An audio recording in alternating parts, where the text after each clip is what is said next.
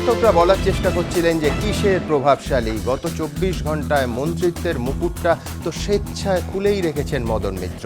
আর সিবিআইয়ের আইনজীবী এবং তদন্তকারী অফিসাররা মনে করছিলেন কৌশল, অর্থাৎ এই মন্ত্রিত্বে না থাকাটাই তুরুপের তাস হতে পারে আদালতে আজ মদন মিত্রের ক্ষেত্রে। কিন্তু শেষ পর্যন্ত দেখা গেল কলকাতা হাইকোর্টের দুই বিচারপতির ডিভিশন বেঞ্চের সামনে কোনো কৌশল, কোনো তুরুপের তাসই কাজে এলো না। নিম্ন আদালতের জামিনের যে রায় মদন মিত্র পেয়েছিলেন তা একেবারে শটান খারিজ হয়ে গেল। অর্থাৎ মদন মিত্র আর বেলে বাইরে থাকবেন না, শটান আবার জেলে ঢুকবেন। কিন্তু এই যে তৎপরতা, তদন্তকারী সংস্থার যে আইনি তৎপরতা নিঃসন্দেহে সাধুবাদযোগ্য, কিন্তু সেটা সার্বিক হবে তো? অর্থাৎ এই সিবিআই তদন্ত, সারদা কেলেঙ্কারির তদন্ত মদন মিত্রে শুরু আর মদন মিত্রেই শেষ হয়ে যাবে না তো? এই যাবতীয় প্রশ্ন নিয়ে আগামী 2 ঘন্টায় একের পর এক দৃষ্টিকোণ আপনাদের সামনে আমরা হাজির করব এই অনুষ্ঠানে। কিন্তু তার আগে দেখে নিই আজকে শটান খারিজ হয়ে গেল নিম্ন আদালতের জামিনের রায় ঠিক কোন কোন গ্রাউন্ডে ডিভিশন বেঞ্চে। দেখুন, মন্ত্রিত্ব ছেড়েও শেষ রক্ষা হলো না। নিম্ন আদালতের দেওয়া জামিন খারিজ করে মদন মিত্রকে ফের জেলে পাঠানোর নির্দেশ দিল কলকাতা হাইকোর্ট।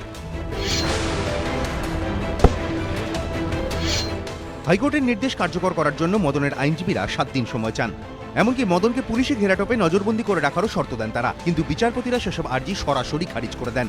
উল্টে অবিলম্বে তাকে আদালতে আত্মসমর্পণের নির্দেশ দেওয়া হয়। Calcutta High Court is a temple of justice.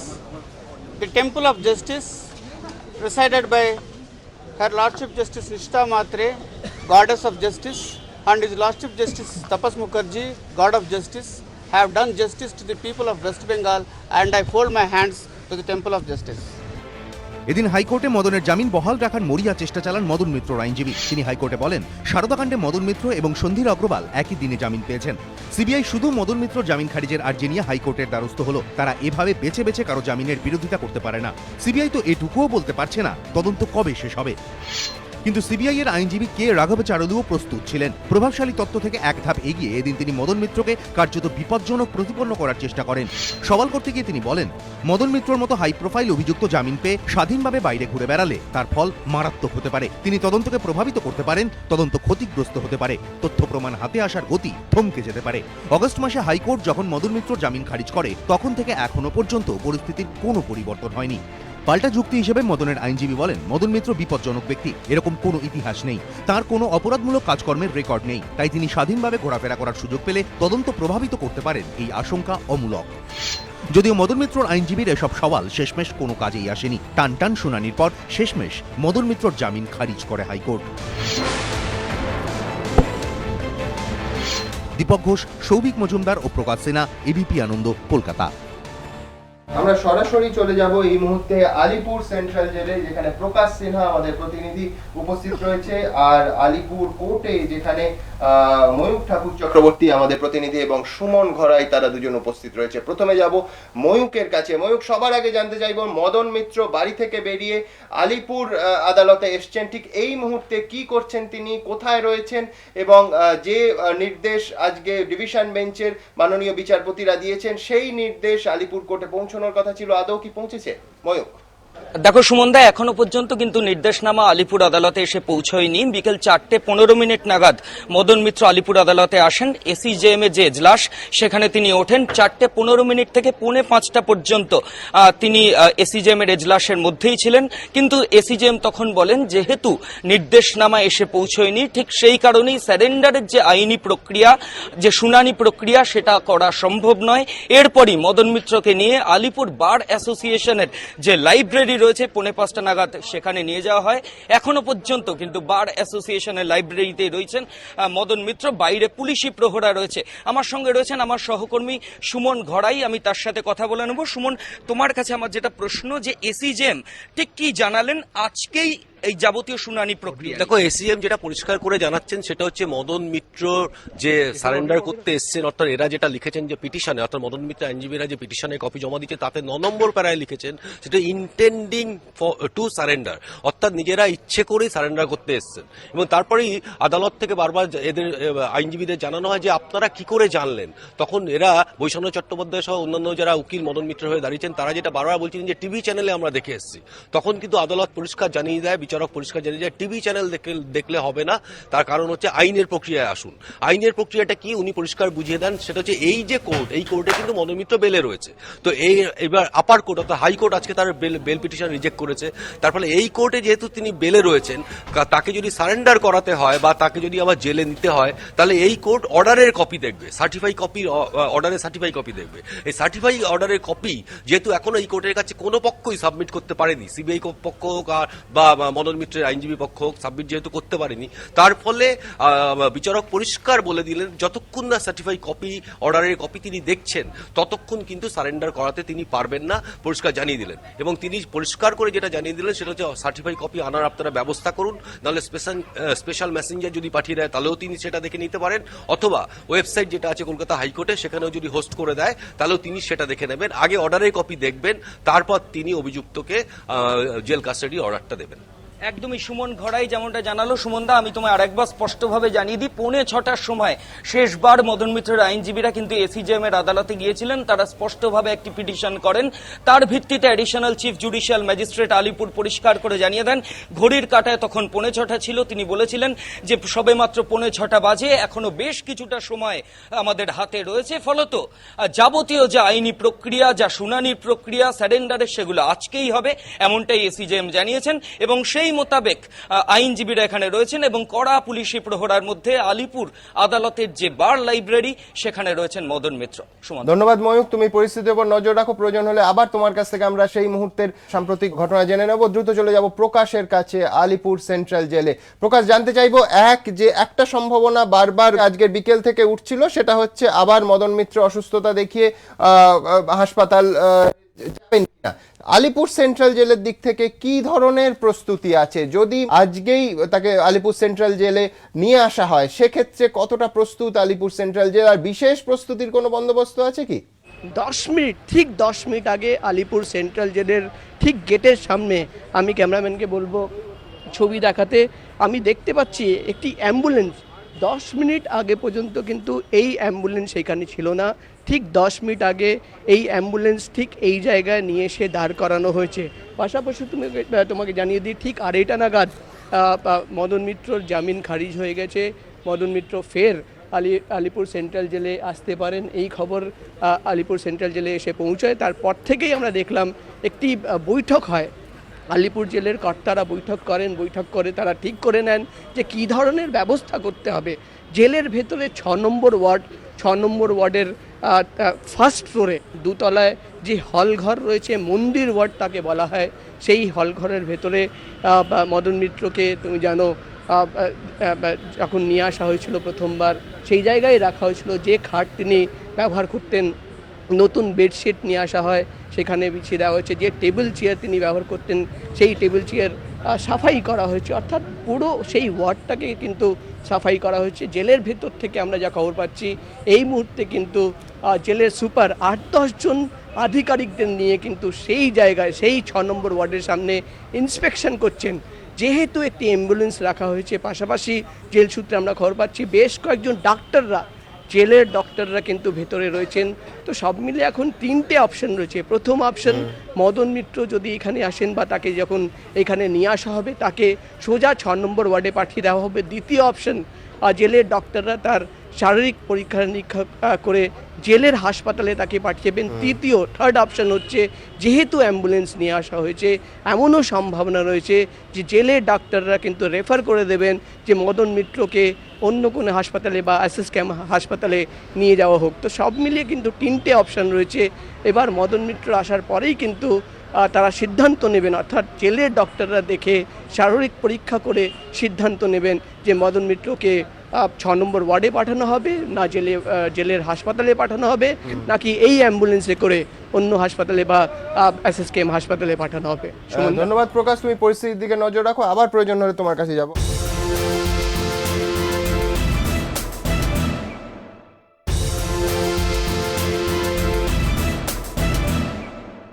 আমি জয়ন্তের কাছে শুরু করব। জয়ন্ত, এক হচ্ছে একটা বড় তফাৎ ঘটে গেছে গত 24 ঘন্টায়, মন্ত্রী আর মন্ত্রী নেই, মন্ত্রী মদন মিত্র, এখন প্রাক্তন মন্ত্রী মদন মিত্র। আমার প্রথম প্রশ্ন যেটা, এমন কি কিছু সুবিধে মদন মিত্র গতবারের তার টার্মে পেয়েছিলেন যেটা একজন সাধারণ বিধায়ক হিসেবে তিনি পাবেন না? মানে কোনো তফাৎ হবে?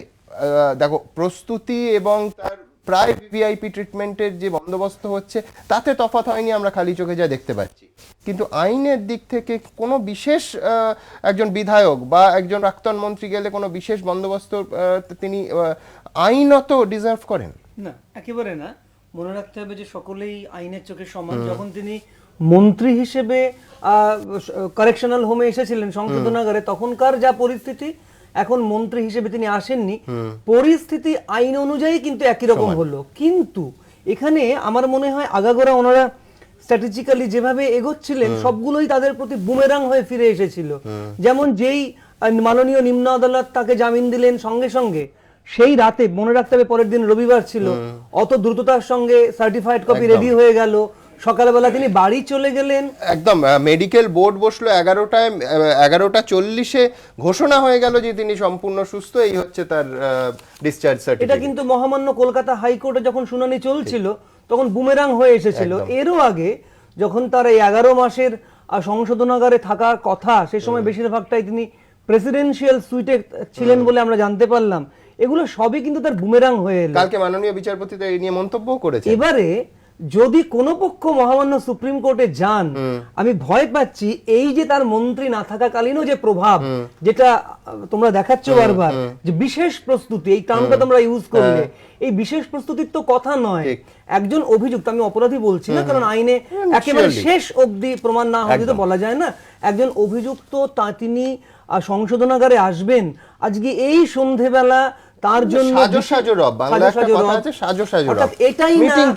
এটাই না মহামান্য সুপ্রিম কোর্টে যদি কেউ যান, কোন পক্ষ, সেখানে যখন শুনানি হবে তখন বুমেরাং হয়ে যায়, আবার প্রভাবশালীর কথা আসবে, প্রভাবশালী তত্ত্বকে আরো জোরদার করে তুলবে। আমি আসবো, তার আগে দ্রুত একবার দেখাবো SSKM হাসপাতাল।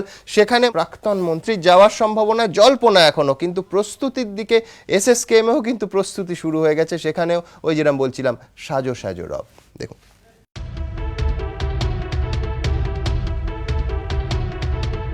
বন্দী হলেই অসুস্থ, মুক্তি পেলেই সুস্থ। মদন মিত্রের বিরুদ্ধে প্রায়শই এমন অভিযোগ তোলেন বিরোধীরা। তার কারণও অবশ্য আছে। 11 মাসের বন্দী দশার মধ্যে প্রায় 10 মাসই তিনি কাটিয়েছেন সরকারি সুপার স্পেশালিটি হাসপাতালে।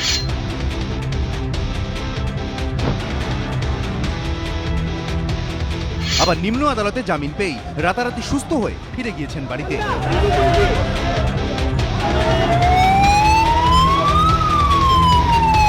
এবার সেই জামিন খারিজ করে দিল হাইকোর্ট। বিরোধীদের কটাক্ষ, এবার কি তাহলে আবার জেলের বদলে সেই SSKM এর ভিভিআইপি কেবিনেই আশ্রয় নেবেন সারদা কাণ্ডে অভিযুক্ত মদন? SSKM এ মদন মিত্র মূলত কাটিয়েছেন দুটি ঘরে। একটি SSKM এ 12.5 নম্বর কেবিন, যেটি বরাদ্দ রাষ্ট্রপতি, প্রধানমন্ত্রীর মতো হাই প্রোফাইল ব্যক্তিদের জন্য। অন্যটি উডবার্ন ওয়ার্ডের 21 নম্বর কেবিন। SSKM সূত্রে খবর, মদন মিত্র যাওয়ার পর থেকে এই দুটি কেবিনই ফাঁকা। দুটি ঘরেই অবশ্য রয়েছে এলাহি ব্যবস্থা। আগে তিনি যখন SSKM হাসপাতালে উডবার্ন ব্লকে ভর্তি ছিলেন তখন তিনি ছিলেন মন্ত্রী মদন মিত্র। ইস্তফা গৃহীত হওয়ার পর তিনি এখন শুধুমাত্র বিধায়ক মদন মিত্র। বিধায়ক মদন মিত্র কি আগের মতোই সেই সব সুযোগ সুবিধাই পাবেন যেগুলো তিনি আগের দফায় ভোগ করেছেন? সেই প্রশ্ন উঠছে রাজনৈতিক মহলে। বাতানুকূল 12.5 নম্বর কেবিনে রয়েছে দুটি ঘর, আলমারি, সোফা, আরাম কেদারা, জরুরি বৈঠকের জন্য একটি বিশালাকৃতি গোল টেবিল। উডবার্ন ওয়ার্ডের 21 নম্বর কেবিনটিও একই রকম সুসজ্জিত, এসি ঘর, খাটের পাশে আরাম কেদারা, সামনে বারান্দা। প্রথমে এখানে টিভি না থাকলেও পরে মদনের জন্য তা লাগানো হয়। এখন হাসপাতালের এই ঘরে ফের মদনের প্রত্যাবর্তন ঘটে কিনা সেই উত্তর দেবে সময়ই। নিমাই পান্ডা ও অরিত্রিক ভট্টাচার্য, এবিপি আনন্দ, কলকাতা। নরেন্দ্র, মনে আছে গত অনুষ্ঠানে আপনি এসে বলেছিলেন যে এখনো মন্ত্রী, এত কিছুর পরও তার মন্ত্রিত্ব যায়নি। গতকাল অনেকে বলছেন যে একটা তুরুপের তাস হিসেবে খেলে দেওয়া হলো, যে 9টা 11 থেকে 14 মিনিটের মধ্যে রাজ্যপাল সেই গৃহীত ইস্তফাপত্র তিনি গ্রহণ করলেন, তাতেও শেষ রক্ষা হলো না। আজকে ওই প্রভাবশালী তত্ত্বে আরও একটা শব্দবন্ধ আজ সিবিআইয়ের আইনজীবী যোগ করেছেন যে বিপজ্জনক। কেন মদন মিত্র জামিনে ছাড়া পেলে সেটা এই মামলার ক্ষেত্রে বিপজ্জনক হতে পারে, মদন মিত্রের জামিন খারিজ হয়ে গেল, কি বলবেন? না, বিষয়টা সে সময় যে কথা বলেছি আজকেও বলছি যে তখনই উচিত ছিল যখন তার বিরুদ্ধে অভিযোগ এসেছে এবং জেলে গিয়েছেন, সংশোধনায় গিয়েছেন, তখনই সরকার তার ভাবমূর্তি পরিচ্ছন্ন রাখার জন্য তখনই তাকে মন্ত্রিসভা থেকে সরানো উচিত ছিল, কিংবা মদন মিত্রের পদত্যাগ দেওয়াই উচিত ছিল। কিন্তু এই সময়কালে মদন মিত্র, মাননীয় মুখ্যমন্ত্রী বলছেন যে পদত্যাগপত্র দিয়েছে কিন্তু আমরা গ্রহণ করবো না, চ্যালেঞ্জ করেছিলেন। চ্যালেঞ্জ করলেন, চ্যালেঞ্জ তো রক্ষা করতে পারলেন না। তাহলে আজকে যদি উল্টোটা বলা হয় যে মদন মিত্রকে যাতে জামিন মদন মিত্র পায়, তার জন্য মুখ্যমন্ত্রী যে সিদ্ধান্ত নিয়েছিলেন সেই সিদ্ধান্ত থেকে তাকে সরে আসতে হয়েছে। তাহলে আজকের মদন মিত্র যে পদত্যাগটা গৃহীত হলো, এটা মুখ্যমন্ত্রীরই একটা পরাজয়। তো মুখ্যমন্ত্রী স্টিভ হয়েছিলেন যে ওকে মন্ত্রিসভায় রাখবো, তাতে যা হয় হবে, জামিন পাক নাই পাক, বিচার হোক নাই হোক, ওকে মন্ত্রিসভায় রাখবো। সেই মন্ত্রিসভায় রাখবো এই সিদ্ধান্তটা যদি মুখ্যমন্ত্রীর হয়ে থাকে, সেই মুখ্যমন্ত্রীর সিদ্ধান্তে আজকে মুখ্যমন্ত্রী থাকতে পারলেন না, তাকে সেই সিদ্ধান্তকে কার্যকারী করতে হলো। কারণ হাইকোর্ট যদি বাড়তি কিছু সুবিধা দেয় প্রভাবশালীর নামটা তকমাটা কেটে যাওয়ার জন্য। আমি একটা পয়েন্ট, আইনের পয়েন্টে জয়ন্তর কাছে আসবো। জয়ন্ত, এই যে প্রভাবশালী নয়, দেখুন আর মন্ত্রী নেই, কোট আনকোট যেটা যে ভাবা হচ্ছিল যে মদন মিত্রের আইনজীবী তুলবেন, সেভাবে তোলেননি, সেটা কি সুপ্রিম কোর্টে একটা হাতিয়ার হবে যে এই দেখুন প্রভাবশালী বলা হচ্ছে কিন্তু আজকে আর মন্ত্রী নেই? এটা তো আমার মনে হয় না মাননীয় শ্রী মদন মিত্রের আইনজীবীরা এটাকে ব্যবহার করবেন, কারণ এই ঘটনাটা তাকে কোনোভাবে সাহায্য করবে না এবং মামলায় কোনোভাবে প্রভাব ফেলবে না। এটা গতকাল আমি টেলিফোনে এই চ্যানেলে বলেছিলাম যে প্রভাব ফেলার কথা নয়। এবারে যদি মহামান্য সুপ্রিম কোর্টে তারা এই পয়েন্টটা নিতে চান, আমার মনে হয় এটাও বুমেরাং হবে, কারণ গত 11 মাস তার পদত্যাগপত্র গ্রহণ করা হয়নি। আর যেই মহামান্য কলকাতা হাইকোর্টে এই ইস্যুটা উঠলো, সঙ্গে সঙ্গে পদত্যাগপত্র গ্রহণ করা হলো। আর একটা পয়েন্ট আছে যেটা আমরা শোনা কথা, এটা আমরা শুনছিলাম যে তিনি বাড়ি এসে মন্ত্রী হিসেবেও আরো কিন্তু দুখানা ফাইল সই করেছিলেন, এবং তার মধ্যে একটি 60 কোটি টাকার গতিধারা প্রকল্প বলে সম্ভবত একটা, তাতে সেগুলো কিন্তু তার বিরুদ্ধে চলে যাচ্ছে। অর্থাৎ যেটা প্রভাবশালী আমি নই বলে আমি যা যা করছি, তার সবকিছুর মধ্যে আমার অতিশয় প্রভাব নজরে আসছে।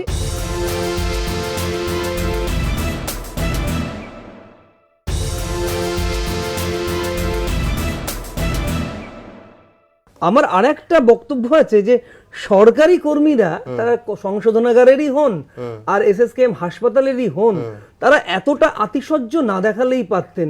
তাদের এই আতিশয্যটা কিন্তু ওনার বিছানার কাঁটা হয়ে না যায়। আমি আতিশয্যের কথা জয়ন্ত বলছে, দ্রুত একবার দেখাবো যে আলিপুর সেন্ট্রাল জেলে, যেখানে প্রকাশের সঙ্গে সরাসরি আমরা কথা বলছিলাম, ঠিক কি ধরনের ব্যবস্থা করা হয়েছে, কি ধরনের প্রস্তুতি। মদন মিত্রের জামিনের আবেদন খারিজ হয়েছে, তাকে আবার জেলে ফিরতে হবে, এই খবর যে মুহূর্তে টেলিভিশন সেটে আসে তারপর থেকেই একের পর এক বৈঠক এবং প্রস্তুতি শুরু হয়ে যায় ওই যে মন্দির সেলে 8 নম্বর ওয়ার্ডে, সেখানে দেখুন। গতবারও এসেছিলেন তিনি, কিন্তু বেশি দিন থাকেননি। এবারও থাকবেন কিনা জানা নেই, কিন্তু তা বলে তো তার আপ্যায়নে কোনো ত্রুটি রাখা যায় না। তাই মদন মিত্রর জামিন খারিজ হয়ে যাবার খবর পৌঁছতেই কার্যত সাজো সাজো রব আলিপুর জেলে। প্রথমেই নিজেদের মধ্যে বৈঠক করেন জেলকর্তারা, ঠিক করে নেন মদন মিত্রর জন্য কি কি ব্যবস্থা করতে হবে। সারদা কেলেঙ্কারিতে গ্রেফতার হওয়ার পর শুরুর কয়েকটা দিন আলিপুর জেলেই কাটিয়েছিলেন মদন মিত্র। তার থাকার জন্য করা হয়েছিল এলাহি বন্দোবস্ত। জেল সূত্র খবর, আলিপুর সেন্ট্রাল জেলের 6 নম্বর ওয়ার্ডের দোতলার একটি হল ঘরে থাকতেন মদন। হাই প্রোফাইল এই নেতার যাতে কোনো অসুবিধে না হয় সেজন্য চেষ্টার কোনো ত্রুটি রাখেনি জেল কর্তৃপক্ষ। আলাদা বিছানা থেকে পাখা, টিভি, চেয়ার টেবিল, এমনকি মদনের স্বাচ্ছন্দ্যের জন্য ওই ঘরে একটি কমোডও বসানো হয়। মর্জি মতো জেলের ক্যান্টিন থেকে আসতো খাবার, মিলত মিনারেল ওয়াটারও। ওই ওয়ার্ডে রাধাকৃষ্ণের একটি মন্দির রয়েছে, প্রতিদিন সেই মন্দিরে পুজোও দিতেন মদন মিত্র। জেলের একটি সূত্রের দাবি, ওই ওয়ার্ডের একপাশে যাবজ্জীবন কারাদণ্ডপ্রাপ্ত 5 আসামি থাকেন। নিয়মিত মদন মিত্রর সেবা শুশ্রূষা করতেন তারা। যদিও কিছুদিন এখানে থেকেই হাসপাতালে চলে গিয়েছিলেন মদন, তারপর থেকে খালি পড়েছিল তাঁর বিছানা। হলঘর থেকে সরিয়ে নেওয়া হয়েছিল টিভি। কিন্তু মদনের ফেরার খবর পেয়েই ফের সাজছে মন্দির ওয়ার্ড। পরিষ্কার করা হয়েছে বিছানা, দেখে নেওয়া হয়েছে এখনো পাখাটা ঠিকঠাক চলছে কিনা। চলছে মন্দিরের সাফাইও। সূত্রের দাবি, ফিরে আসবে রঙিন টিভিও। প্রকাশ সিনহা, এবিপি আনন্দ, কলকাতা। আমি কৃষাণুর কাছে যাব। কৃষাণু, একটা জিনিস জানতে চাইবো, যে আশঙ্কা অথবা যে সম্ভাবনা বহু মানুষই করছেন যে মদন মিত্রে নিয়ে যে তৎপরতা, আমি শুরুতেই যেটা বললাম সেটা হচ্ছে তদন্তকারী সংস্থা হিসেবে যদি দেখা যায় নজিরবিহীন, এবং যারা তদন্তে খুব ক্লোজলি নজর রাখছেন যে অত্যন্ত সাধুবাদযোগ্য, এইভাবে একটার পর একটা পয়েন্ট রেস করে নতুনভাবে ফাইল তৈরি করে পরের দিন থেকে জামিন যেদিন পেলেন তার পরের দিন থেকে, ইনফ্যাক্ট সেদিন হাফ আ ডে থেকে যে প্রস্তুতি শুরু হয়েছে, কিন্তু এইটা সর্বক্ষেত্রে সার্বিকভাবে তদন্তকে এগিয়ে নিয়ে যাবে তো, নাকি মদন মিত্রে শুরু আর মদন মিত্রেই শেষ হবে? না, নিশ্চয়ই। মানে আমরা দেখুন, দলগতভাবে আমরা এখনো চাই যে যারা এখনো জেলের বাইরে তারা যাতে আগামী দিন জেলের ভেতরে যান, তদন্তটা যাতে সেই দিকে যাক, এবং প্রকৃত যারা আমরা চাই তো যারা দোষী তাদের যাতে শাস্তি হোক। তো আমরা শুরু থেকেই এই লাইনটাই বলে আসছি। আর এখানে যে এতদিন বলা হচ্ছিল যে আমাদের সাথে নাকি কোনো তৃণমূলের আন্ডারস্ট্যান্ডিং হয়েছে, তো আজকে সেটা আশা করি ভুল প্রমাণিত হয়েছে। এবং আরেকটু অপেক্ষা করা উচিত। আপনি অপেক্ষা করতে পারেন, কিন্তু আজকে আমার রাজ্য সভাপতিও বলেছেন যে আপনারা দেখেছেন যে মানে ষাটঘাটের ব্যাপারটা অন্তত মানে যারা বলেছিলেন তাদের ক্ষমা চাওয়া উচিত। কিন্তু আমার এখানে দুটো প্রশ্ন আছে। একটা হচ্ছে যে প্রথম কথা যে উনি কতটা প্রভাবশালী কি নন, সেটা আশা করি আপনাদের এই প্রতিবেদন যেটা আপনারা দেখালেন প্রকাশ সিনহার, সেইটা আমি আগামী দিন জানি না আদালতে দেখাবার কোনো ব্যবস্থা আছে কি না, আশা করি সেটা দেখালেই যে এখন মন্ত্রী প্রভাবশালী কতটা ছিলেন, এখন নন মন্ত্রীও কতটা প্রভাবশালী, আশা করি সেটারও একটা ভালো চিত্র পাওয়া যায়। আর যে শেষ কথাটা আমি এখানে বলতে চাইবো সেটা হচ্ছে মুখ্যমন্ত্রী প্রথম দিন বলেছিলেন মদন মিত্র গ্রেফতার হওয়ার পর যে উনার গ্রেফতারিটা নাকি পলিটিক্যাল, এর মধ্যে কোনো সাবস্ট্যান্স নেই, এবং তার জন্য উনি মদন মিত্রর যে রেজিগনেশন আছে সেটাকে উনি অ্যাকসেপ্ট করবেন না। আজকে মুখ্যমন্ত্রী উনার রেজিগনেশনটা অ্যাকসেপ্ট করেছেন, তার মানে মুখ্যমন্ত্রীর কাছে এখন তথ্য চলে এসছে যে উনি দোষী। তো মুখ্যমন্ত্রীর কাছে কি যে উনি যে দোষী প্রমাণিত হলেন মুখ্যমন্ত্রীর কাছে, সেইটা যদি তৃণমূল দল কিংবা মুখ্যমন্ত্রীর সামনে এসে সেই তথ্যগুলো জানান, তাহলে মনে হয় এই কেসেও অনেকটা সাহায্য হবে। আমার শুধু এখানে একটাই প্রশ্ন থাকবে, কৃষাণুর কথা সূত্র ধরে সুকবিলাস দা আপনার কাছে একটা অবস্থান বদল তো খুব স্পষ্ট, মানে যে মুখ্যমন্ত্রী গ্রেফতারের পর চ্যালেঞ্জ ছুঁড়ে দিয়েছিলেন, তারপর তাকে ইভেন জামিন পাওয়া, রাস্তায় নেমেছিলেন, নিম্ন আদালতে জামিন পাওয়ার পর তাকে প্রশ্ন করা হয়, তখন তিনি বলেন তখন তিনি বলেন যে আইনের পথে চলবে, সাবজুডিস ম্যাটার মন্তব্য করেননি। পার্থ চট্টোপাধ্যায় সাংবাদিক সম্মেলন করে বলেছিলেন যে সত্য প্রতিষ্ঠিত হলো। আজকে কি বলবেন জানি না, কিন্তু আমি বলছি কোথাও একটা মদন মিত্রের সঙ্গে পরবর্তী পর্যায়ে এই মামলা যত এগিয়েছে একটা কিন্তু দূরত্ব তৈরির চেষ্টা রয়েছে। না, অ্যাকচুয়ালি পার্থবাবু যেটা বলেছেন যে মানে ধর্মের জয় হয়েছে বা সত্য প্রতিষ্ঠিত হয়েছে, তো আজকে নিশ্চয়ই একই কথা বলবেন, সত্য প্রতিষ্ঠিত হয়েছে। কেননা ওটা সত্য হলে এটা তো অসত্য হয়, এটা অসত্য হলে ওটা সত্য হয়। না, এটা সত্য, দুটো একসাথে। আমি আসছি, তার আগে একবার দ্রুত ঠিক যে বক্তব্যগুলো রেফারেন্সে আমরা কথা বলছি আপনাদের দেখাবো।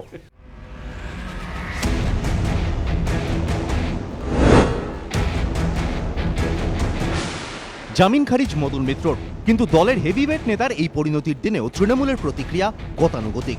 হাইকোর্টের রায় গেছে, সেটা এটা যেহেতু সাবজুডিস, এটা নিয়ে আমি কোনো মন্তব্য। কিন্তু এ কি, বুধবার পর্যন্ত মন্ত্রী ছিলেন মদন মিত্র, একসময় তাকে গ্রেফতারের পরও মন্ত্রী রেখে দেবেন বলে চ্যালেঞ্জ ছুড়ে দিয়েছিলেন খোদ মমতা বন্দ্যোপাধ্যায়। মদন যাবার আগে আমাকে একটা রেজিগনেশন লেটার দিয়ে গেছে, কিন্তু আমি গ্রহণ করব না, তার কারণ মদনের অ্যারেস্টটাই অন্যায়। ও থাকবে, ও যতদিন অ্যাবসেন্ট থাকবে ওর কাজ আমি দেখে দেবো, কিন্তু ওই থাকবে। নতুন কোনো পরিবহন মন্ত্রী আমরা করছি না, এটি তো চ্যালেঞ্জ।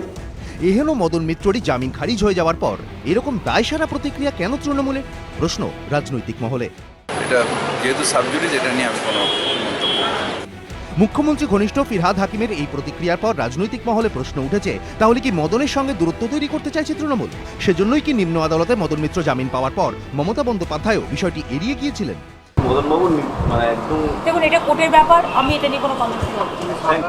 কিন্তু সেবার মমতা প্রসঙ্গ এড়ালেও পার্থ চট্টোপাধ্যায় তো মুখ খুলেছিলেন।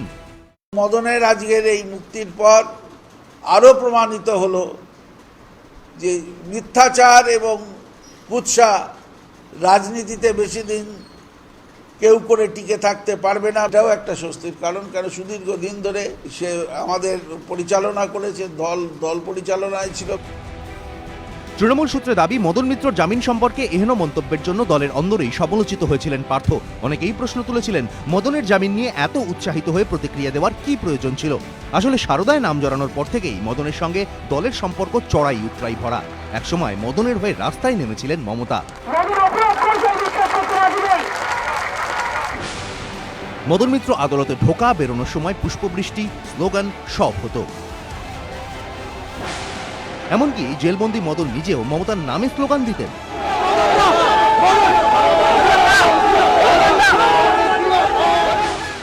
কিন্তু বিরোধীদের দাবি, সময় যত এগিয়েছে ততই মদনের পাশে দাঁড়ানোর সেই তাগিদে ভাটা পড়েছে। মদন মিত্র দীর্ঘ 10 মাস এসএসকেএমে ভর্তি থাকাকালীন দলের কোনো মন্ত্রী তার সঙ্গে দেখা করতে যাননি।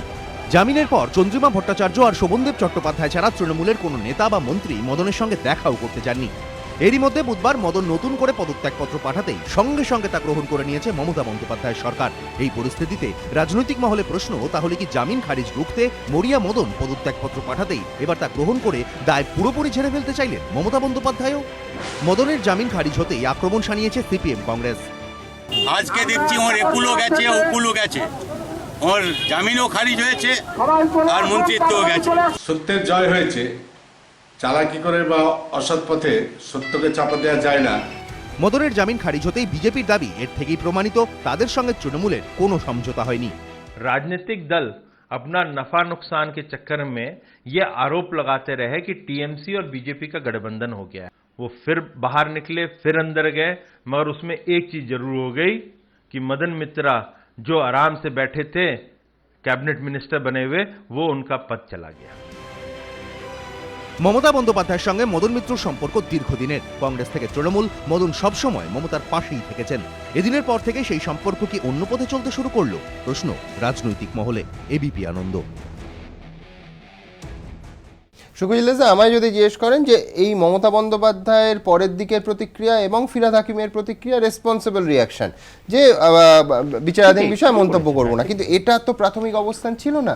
প্রাথমিক অবস্থান ছিল চ্যালেঞ্জ, প্রাথমিক অবস্থান ছিল চ্যালেঞ্জ করে রাস্তায় নামা, প্রাথমিক অবস্থান ছিল ময়দানে অবস্থান। না, আসলে তৃণমূল দলটা এবং তার নেত্রী এরা তো অ্যারোগ্যান্স ছাড়া কিছু জানে না। চ্যালেঞ্জ, সবকিছুকে চ্যালেঞ্জ করছে। এমনকি কোর্ট যে অ্যারেস্ট করেছে সেটাও চ্যালেঞ্জ। অথচ এরা ভালো করেই জানেন যে ওই ভদ্রলোকের মানে সারদার গাড়িতে কাঠি গাড়ি টাকা তিনি নিয়ে গেছিলেন এবং সারদার সঙ্গে কত রকমের সংশ্লিষ্ট মানে ঘনিষ্ঠভাবে ওই ভদ্রলোক চলেছেন। শুধু তাই নয়, কত টাকা নিয়েছেন, নিজের ছেলের বিয়েতে নাকি বউ ভাতে কত টাকা খরচ করেছেন, কোত্থেকে এলো এগুলো জানতেন না ওরা? গতকাল বিচারপতি মাত্র মন্তব্য করেছেন যে ওই ইউনিয়নের তিনি পদস্থ ছিলেন, ইউনিয়নে ছিলেন।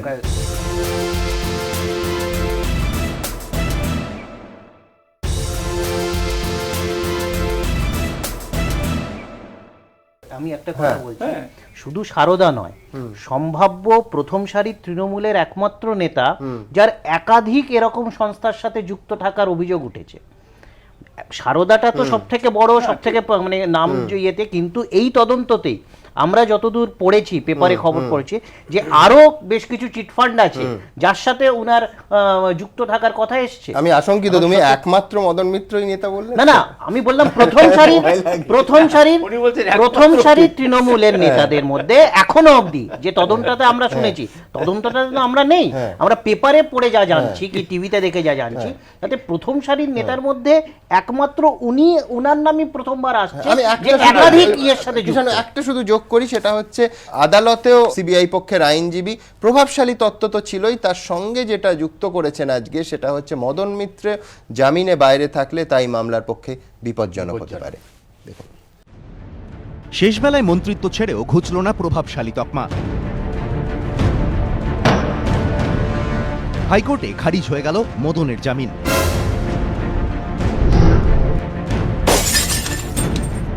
এমনকি বুধবার মদন মিত্রর পদত্যাগপত্র সরকার গ্রহণ করলেও বৃহস্পতিবারের শুনানিতে একবারের জন্য উঠল না সেই প্রসঙ্গ। মদনের আইনজীবীর বক্তব্য, সিবিআই এই প্রসঙ্গ তোলেনি বলেই তা নিয়ে কিছু বলা হয়নি। আলিপুর আদালতে বসে সাংবাদিকদের প্রশ্নের উত্তরে মদন মিত্র বলেন, তিনি অনেক দিন আগেই পদত্যাগ করতে চেয়েছিলেন, কিন্তু আইনজ্ঞদের একাংশের মতে 1 বছর ধরে যিনি জেলবন্দি অবস্থাতেই মন্ত্রী থেকে গিয়েছেন তার হঠাৎ করে রায়ের 1 রাত আগে মন্ত্রিত্ব ছাড়ার সিদ্ধান্তে বিশেষ কিছু কাজ হতো না। উল্টে অনেকে এও বলার সুযোগ পেয়ে যেতেন যে মদন এতটাই প্রভাবশালী যে ইচ্ছে করলেই মন্ত্রী থাকতে পারেন, আবার চাইলেই মন্ত্রিত্ব ছেড়েও দিতে পারেন। সম্ভবত সেই কারণেই মদনের আইনজীবীরা এই প্রসঙ্গ তোলেননি। বৃহস্পতিবার সিবিআই এর আইনজীবীও হাইকোর্টে বারবার মদনের প্রভাবের কথাই বলেন। তিনি বলেন, মদন মিত্রর মতো হাই প্রোফাইল অভিযুক্ত জামিন পেয়ে স্বাধীনভাবে বাইরে ঘুরে বেড়ালে তার ফল মারাত্মক হতে পারে। তিনি তদন্তকে প্রভাবিত করতে পারেন, তদন্ত ক্ষতিগ্রস্ত হতে পারে। মদন মিত্রর আইনজীবীরা পাল্টা সওয়ালের চেষ্টা করলেও শেষ পর্যন্ত সিবিআই এর প্রভাবশালী তত্ত্বেই শিলমোহর দেয় হাইকোর্ট, খারিজ হয়ে যায় নিম্ন আদালতের দেওয়া জামিন। বিরোধীরা বলছেন মদনের প্রভাব তো শুধু তার মন্ত্রিত্বে সীমাবদ্ধ নয়, বরং তার প্রভাব বোঝা যায় গত 1 বছরের একাধিক ঘটনায়। গ্রেফতারির পর মদন মিত্র পদত্যাগপত্র পাঠালেও তা গ্রহণ করেননি মুখ্যমন্ত্রী। মদনের কাটিসি এটাই, মদন যাবার আগে আমাকে একটা রেজিগনেশন লেটার দিয়ে গেছে, কিন্তু আমি গ্রহণ করব না। তার কারণ মদনের অ্যারেস্টটাই অন্যায়, ও থাকবে। ও যতদিন অ্যাবসেন্ট থাকবে ওর কাজ আমি দেখে দেবো, কিন্তু ওই থাকবে। নতুন কোনো পরিবহন মন্ত্রী আমরা করছি না, এটি দেওয়ার চ্যালেঞ্জ। মদন মিত্র গ্রেফতারির প্রতিবাদে কখনো খোদ মমতা বন্দ্যোপাধ্যায় পথে নেমেছেন,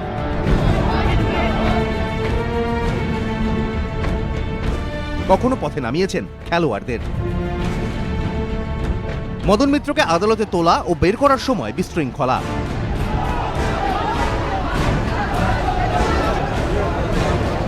কখনো ফুল বৃষ্টি, কখনো আবার আদালতের বাইরে পুলিশের দাঁড়িয়ে মদনকে বলার সুযোগ করে দেওয়া। তৃণমূল থাকবে, তৃণমূল লড়বে, মমতা ব্যানার্জি জিন্দাবাদ, মমতাই থাকবে। বিরোধীদের কটাক্ষ এসব ঘটনাই তো বারবার মদন মিত্রর প্রভাব বুঝিয়ে দিয়েছে। এমনকি 10 মাস এসএসকেএমে থাকার পর জামিন পেয়েই যেভাবে সুস্থ হয়ে মদন বাড়ি ফিরেছিলেন, সেটা তার প্রভাবের ফলেই সম্ভব হয়েছিল বলে মত বিরোধীদের। তাদের কটাক্ষ, এসবের পর শুধু মন্ত্রিত্ব ছেড়ে গিয়ে আর প্রভাবশালী তকমা মোছা সম্ভব? সৌভিক মজুমদার ও প্রকাশ সিনহা, এবিপি আনন্দ, কলকাতা। বিজন, আমি যদি এটা সাম আপ করার চেষ্টা করি যে আজ অবধি তৃণমূল কংগ্রেস এবং শাসক দল যা যা মদন মিত্রের জন্য তার ভালো ভেবে করেছে সবগুলো বুমেরাং হয়েছে। বুমেরাং শব্দটা খানিকক্ষণ আগে কেউ ব্যবহার করছিলেন। কেন বুমেরাং হয়েছে? যে আদালতে জয়ধ্বনি, পুষ্পবৃষ্টি, মদন মিত্রের যখন গ্রেফতার হওয়ার ঠিক পরে পরেই গাড়ি ঢুকতে না দেয়া, একজন মাননীয় বিচারপতিকে, একজন জজ সাহেবকে সন্ধে অবধি কার্যত ঘেরাও করে রাত 10টা পর্যন্ত আটকে রাখা, এবং এই এতদিন মন্ত্রী থাকা, এমনকি মন্ত্রিত্ব তিনি ছেড়ে দিতে পারেন কপিল সিব্বাল এই কথা বলার পরও এতদিন মন্ত্রী থাকা, সবগুলো বিপক্ষে গেছে। কিছুটা তো আইনের যা পরিস্থিতি বোঝাই যাচ্ছে, যেভাবে দ্বিতীয়বারও চ্যালেঞ্জ হলো, সেখান থেকে বোঝাই যাচ্ছে কিছুটা তো ঠিকঠাকভাবে রণনীতি তৈরি হয়নি এবং সঠিক পথে চলেনি। যে কারণেই 324 দিন জেলে থাকার পরেও তার জামিন হয়নি। এবং একই ক্ষেত্রে একই মামলায় যারা অভিযুক্ত তারা জামিন পেলেও মদনবাবু জামিন পেলেন না। আসলে প্রভাবশালী কথাটা বারবার বলা হচ্ছে। আমি প্রভাবশালী আছি, আমি বলছি যে রণনীতি তৈরি হয়নি তো বুঝলাম, কিন্তু আমি বলছি পার্টির স্ট্যান্ডটা কি, অবস্থানটা কি মদন মিত্রের পক্ষে প্রকাশ্যে যেরকমভাবে শুরুর দিকে ছিল, নাকি রাতারাতি সেই অবস্থানটা পাল্টে গেছে? এটাই তো সব থেকে বড় প্রশ্ন। না, পরিবর্তনের কোনো সেরকম কিছু তো দেখাই যাচ্ছে না। পরিষ্কার দেখা যাচ্ছে মাননীয় মুখ্যমন্ত্রী বলছেন যে আদালতের ব্যাপার মন্তব্য করব না, অত্যন্ত রেসপন্সিবল বক্তব্য। ফিরহাদ হাকিম আজকে তাই বলেছেন। পার্থ চট্টোপাধ্যায়ের বয়ান তার সঙ্গে মিলছে না। এমনকি কয়েক মাস আগের যখন মদন মিত্র গ্রেফতার হলেন তারপরে মাননীয় মুখ্যমন্ত্রীর বক্তব্য আমরা পাশাপাশি দেখলাম, সম্পূর্ণ আলাদা। হ্যাঁ, কিছুটা পার্থক্য ছিল।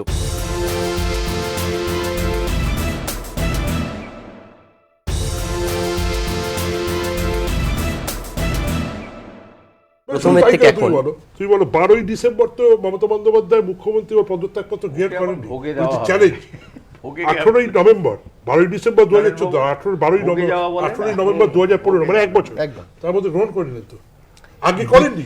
দ্বিতীয়বার, প্রথমবার যখন পাঠিয়েছিলেন পদত্যাগপত্র, বলছে আমি দপ্তর দেখব, তখন এই কথা বলা হয়েছিল। কিন্তু তারপরে যখন পাঠিয়েছেন তিনি শারীরিক অসুস্থতার কথা বলেছেন। দ্বিতীয়বার যখন পদত্যাগপত্র পাঠায় তখন সেটাকে 18ই নভেম্বর। তোমাকে মনে করি যে কথা তুমি বলছো বটে, 1 নভেম্বর 11 জুনের মেডিকেল বোর্ড তাকে ফিট সার্টিফিকেট দিয়ে বাড়ি বেরিয়েছে, আর 18ই নভেম্বর তিনি অসুস্থ হয়ে পড়লেন।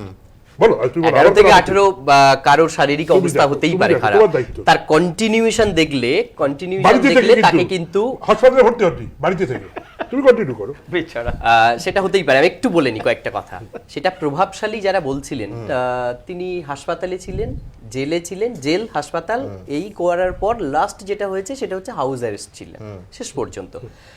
এর মধ্যে সিবিআই তাকে বারবার বলার চেষ্টা করছেন যে তিনি প্রভাবিত। সিবিআই কি নিজেই প্রভাবিত হয়ে পড়ছেন তাকে দেখে? আমার এখানে একটা প্রশ্ন, যে মদনবাবু প্রভাব সৃষ্টি করতে পারেন, তাহলে সিবিআই কি ঠুনকো? সিবিআই কি প্রভাবিত হয় তাহলে? এটা মানুষ ধারণা করছে। আমি যাচ্ছি সেখানে, পরিষ্কারভাবে আমরা দেখালাম যে আজকে আদালতে বলা হয়েছে এক্স্যাক্টলি মদন মিত্রের ঘনিষ্ঠ আত্মীয় খুনের হুমকি অবধি দেওয়া হয়েছে। আমি বলছি, আমি জানি সিবিআইয়ের অভিযোগ, এটা সিবিআইয়ের অভিযোগ যে সাক্ষীদের উপর প্রভাব খাটাতে পারে। মদনবাবু তো একবারও বাইরে যাননি, মদনবাবু তো একবারও বাইরে যাননি। তাহলে তিনি যদি জেলের মধ্যে থাকেন, হাসপাতালে থাকেন আর হাউস অ্যারেস্ট থাকেন, যেখানেই থাকেন, যদি সেটাও তো করতে পারে। প্রশ্ন হলো যে তাহলে তাকে বাইরে আসতে দেব না। সিবিআইয়ের আইনজীবীর যে কথাটা যে বললেন না, গড অফ জাস্টিস, নমস্কার, এই ধরনের বোধহয় আইনজীবীদের লাস্ট কবে দেখা গেছে একটা যেন যুদ্ধ জয় করছে কোন এক অদৃশ্য হাত যে তার উপর ছিল, যেটাকে চ্যালেঞ্জ, টেম্পল অফ জাস্টিস। না না না, আমি ওটা বলবো, একদম ভালো কথা বলেছেন। একটা জামিনের বিরোধিতা করেছেন তিনি, সেই জামিনটার বিরোধিতা করে তিনি সাকসেসফুল হয়েছেন। আসলে কি কোথাও অদৃশ্য হাত আছে, যে হাতটা এতটাই কঠিন হাত, যে হাতটার চাপ থেকে উনিও মুক্ত নন আইনজীবী, যে আমি কাজটা করতে পেরেছি, সেই চাপ থেকে মুক্ত হতে পেরেছি। আইনি ভাষায় বিজনের যে অভিযোগটা, সেটা রিফাইন্ড লিগ্যাল পয়েন্টগুলো আজকে কোর্টে মদন মিত্রের পক্ষে যিনি আইনজীবী তিনি তুলেছিলেন। তিনি বলেছিলেন যে মদন মিত্র এবং সন্দীপ অগ্রওয়াল একই সঙ্গে জামিন পেয়েছেন, সিবিআই মদন মিত্রের জামিনের শুধু খারিজের আর্জি জানাচ্ছে, এইভাবে বেছে বেছে কেন জামিন খারিজের আর্জি জানানো হচ্ছে, এই কথা আজকে মদন মিত্রের আইনজীবী এই যুক্তি আদালতে মাননীয় বিচারপতিদের সামনে তুলে ধরেন। দেখাবো। যুক্তি কাজে আসেনি, তাই বাধ্য হয়ে বৃহস্পতিবার শেষে সন্দীপ অগ্রওয়ালের সঙ্গে তুলনা টেনে মদন মিত্রর জামিন বহাল রাখার চেষ্টা করেছিলেন তার আইনজীবী, যদিও শেষ পর্যন্ত তা কোনো কাজেই এলো না। বৃহস্পতিবার মদন মিত্রর আইনজীবী আদালতে বলেন, সারদাকাণ্ডে মদন মিত্র এবং সন্দীপ অগ্রওয়াল একই দিনে জামিন পেয়েছেন। সিবিআই শুধু মদন মিত্রর জামিন খারিজের আর্জি নিয়ে হাইকোর্টের দ্বারস্থ হলো। তারা এভাবে বেছে বেছে কারো জামিনের বিরোধিতা করতে পারে না। যদিও আইনজ্ঞদের একাংশের মতে তদন্তকারী সংস্থা কার জামিনের বিরোধিতা করবে আর কার জামিনের বিরোধিতা করবে না, এটা সম্পূর্ণ তাদের ব্যাপার, তাদের সেই স্বাধীনতাও আছে। রাজনৈতিক পর্যবেক্ষকদের একাংশ আবার বলছেন, সন্দীপ অগ্রওয়াল এবং মদন মিত্র কি এক হলেন? সন্দীপ অগ্রওয়াল একজন ব্যবসায়ী, আর মদন মিত্র মঙ্গলবার পর্যন্ত ছিলেন রাজ্যের মন্ত্রী। মদন মিত্রকে গ্রেফতার করা হলে তার জন্য রাস্তায় নামেন খোদ মুখ্যমন্ত্রী। রাস্তায় পড়ে পোস্টার, তাকে আদালতে তোলার সময় জমে যায় অনুগামীদের ভিড়।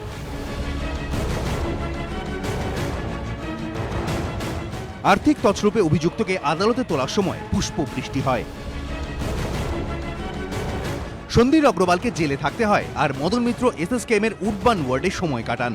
বিরোধীদের প্রশ্ন, একই ঘটনায় গ্রেফতার হলেও সন্দীপ অগ্রওয়ালের জন্য কখনো কি এসব হয়েছে? এতেই তো দুজনের প্রভাবের পার্থক্যটা বোঝা যায়। তারপরও কি সন্দীপের সঙ্গে মদনের তুলনা খাটে? দীপক ঘোষ ও সৌভিক মজুমদার, এবিপি আনন্দ, কলকাতা। দেবজ্যোতি, আমি সরাসরি রাজনীতির হিসেবে আসব।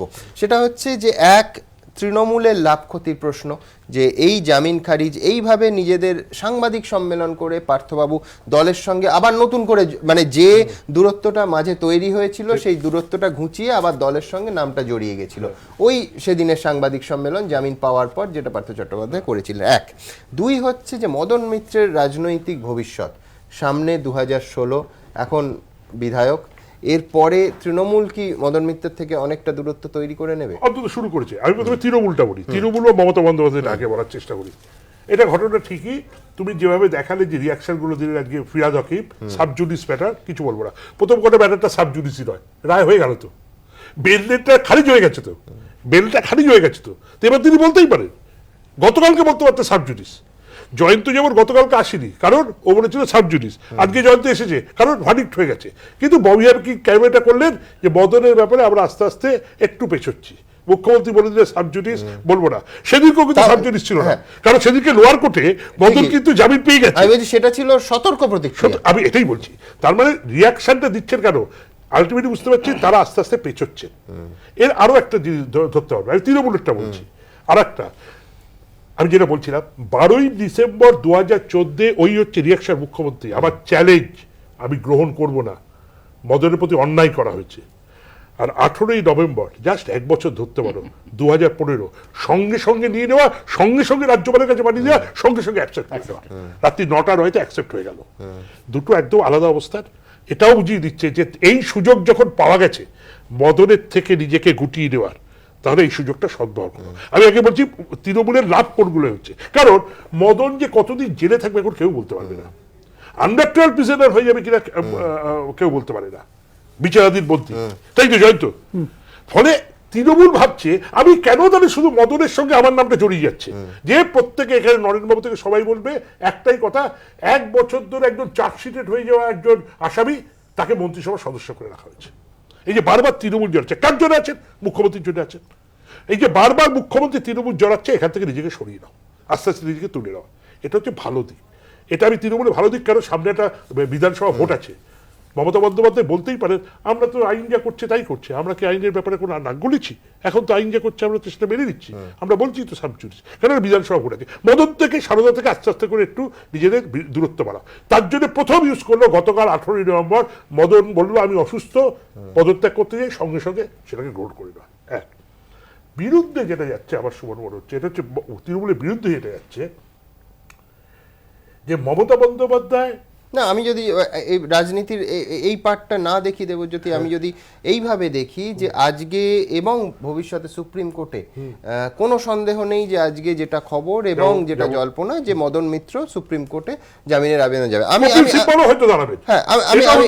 একদম আমি একেবারে পরিষ্কার এইটাকে স্ট্র্যাটেজিক পার্ট হিসেবে দেখছি, যে এই স্ট্র্যাটেজির অংশ হিসেবে মদন মিত্র পদত্যাগ করলেন যাতে মন্ত্রী বলে প্রভাবশালী, 1 বছর জেলের মধ্যে থেকেও মন্ত্রী আছেন বলে প্রভাবশালী, এই যুক্তি সিবিআই এর আইনজীবী সুপ্রিম কোর্টে না দিতে পারেন। আমি যদি রাজনীতিটা বিযুক্ত করে আমি এটা বলতাম, আমি এটা মদনের প্লাস পয়েন্টে বলতাম।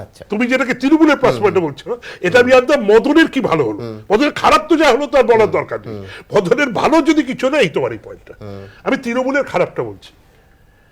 মমতা বন্দ্যোপাধ্যায় রাস্তায় নেমে হেঁটেছিলেন, মমতা বন্দ্যোপাধ্যায় রাস্তায় নেমে মদন মিত্রের জন্য হেঁটেছেন, অবস্থান করেছেন, এই নিয়ে তিনবার হাইকোর্টে তার জামিন খারিজ হলো, মদন মিত্রের জামিন খারিজ হয়ে গেল। মানে মমতা বন্দ্যোপাধ্যায় যে চেষ্টা করলেন, মানে আমি এটা বলছি যে এই কারণে যে আমাদের রাজ্যের একটা পারসেপশন আছে 2011 বিধানসভা ভোটের পর থাম্পিং মেজরিটিতে তৃণমূল এবং কংগ্রেসের জোট যেতে, কিন্তু অস্বীকার করছে না, মানুষ ভোট দিয়েছে, মানুষ ভোট দিয়েছে, কোনো রিগিং করে যেত। যে মমতা বন্দ্যোপাধ্যায়ের পারসেপশন হয়েছে যে রাজ্যের শেষ কথা, মমতা বন্দ্যোপাধ্যায় যেটা বলবে সেটাই শেষ কথা। আমি বলছি তোমাকে এই সারদা কাণ্ড, আমি দেখছিলাম একটু, এই পারসেপশনটা বারবার কিন্তু ভেঙে খারখার করে দিচ্ছে। প্রথম দেখো তুমি সারদা কাণ্ড, বিশেষ করে সারদা, আমি সিঙ্গুর বলছি না, প্রথম বললেন যে সিবিআই নয় সিট তদন্ত করবে, সুপ্রিম কোর্ট অব্দি করালো, 11 কোটি টাকা খরচ হলো, সুপ্রিম কোর্টই দিল সিবিআই কে তদন্ত করতে। দ্বিতীয় আবার সুপ্রিম কোর্ট একদিক দিয়ে মহুয়া মিত্র গেল, আরেকদিক দিয়ে রাজ্য সরকার গেল, যে নো, সিবিআই ভিন্ডিকটিভ আচরণ করছে, পলিটিক্যাল ভেন্ডাটা এস্টাবলিশ করছে, করা চলবে না, এই তদন্তের মনিটর করবে হচ্ছে সুপ্রিম কোর্ট। আবার হারলো সুপ্রিম কোর্টে, না কোনো মনিটরিং এর দরকার নেই, তদন্ত সিবিআই করবে। শেষ মদন, আমি যেটা বললাম, তিনবার হয়ে গেল যে মদন মিত্রের জামিন এই হাইকোর্ট খারিজ করলো। মানে কোথাও একটা থাম্পিং মেজরিটি মমতা বন্দ্যোপাধ্যায় এসছেন, একটা পারসেপশন, না আইন আছে, আদালত আছে, হাইকোর্ট আছে, সুপ্রিম কোর্ট আছে, কোথাও কিন্তু শেষ কথা বলবার জন্য। একদম আমি যখন আসবো তার আগে দ্রুত একবার জয়ন্তর কাছে যাব। আমরা যেটা নিয়ে এতক্ষণ আলোচনা করছি, যে এই যে মন্ত্রিত্ব থেকে পদত্যাগ, মদন মিত্রের পদত্যাগপত্র গৃহীত হলো রাজভবনে গতকাল 9টা 14 মিনিটে রাত্রিবেলা, এটা সুপ্রিম কোর্টে কত শক্তিশালী অস্ত্র হতে পারে মদন মিত্রের আইনজীবীর ক্ষেত্রে? জয়ন্ত খানিকক্ষণ আগে বলেছিল, আমি দ্রুত একবার আপনাদের দেখাতে চাইব যে সুপ্রিম কোর্টে কি স্ট্র্যাটেজি হতে পারে মদন মিত্রের আইনজীবীদের। হাইকোর্টে খারিজ মদন মিত্রর জামিন, এবার কি তাহলে সুপ্রিম কোর্টে যাবেন মদন মিত্র?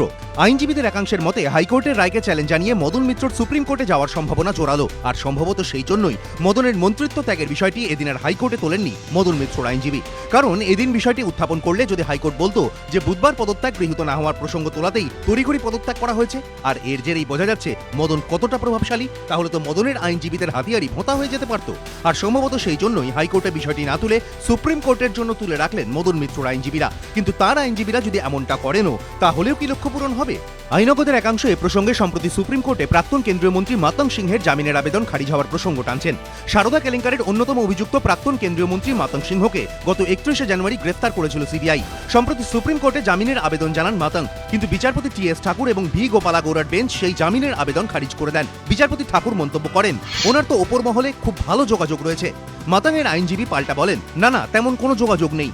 সঙ্গে সঙ্গে সেই যুক্তি খারিজ করে দিয়ে বিচারপতি ঠাকুর বলেন, কেন্দ্রীয় সরকারের স্বরাষ্ট্র সচিব ওর সঙ্গে যোগাযোগ রাখার জন্য চাকরি খুইয়েছেন, আর আপনি বলছেন ওর যোগাযোগ নেই। সর্বোচ্চ আদালত নির্দেশ দেয় সারদা কেলেঙ্কারির সঙ্গে মাতঙ্গের সম্পর্কের বিষয়ে তদন্ত শেষ হলে তবেই তিনি জামিনের আবেদন করতে পারবেন, তার আগে নয়। বিরোধীদের প্রশ্ন, মদন মিত্র এখন আর মন্ত্রী না থাকলেও একদা তার জন্যই তো রাস্তায় নেমেছিলেন খোদ মুখ্যমন্ত্রী, তাই মন্ত্রিত্ব ছাড়লেই কি মদনের প্রভাব পুরোপুরি চলে যায়? সারদা কেলেঙ্কারিতে ধৃত মাতঙ্গ সিংহ ও মদন মিত্র এই দুজনই এমন ব্যক্তি যারা কোনো সময় মন্ত্রী পদে ছিলেন।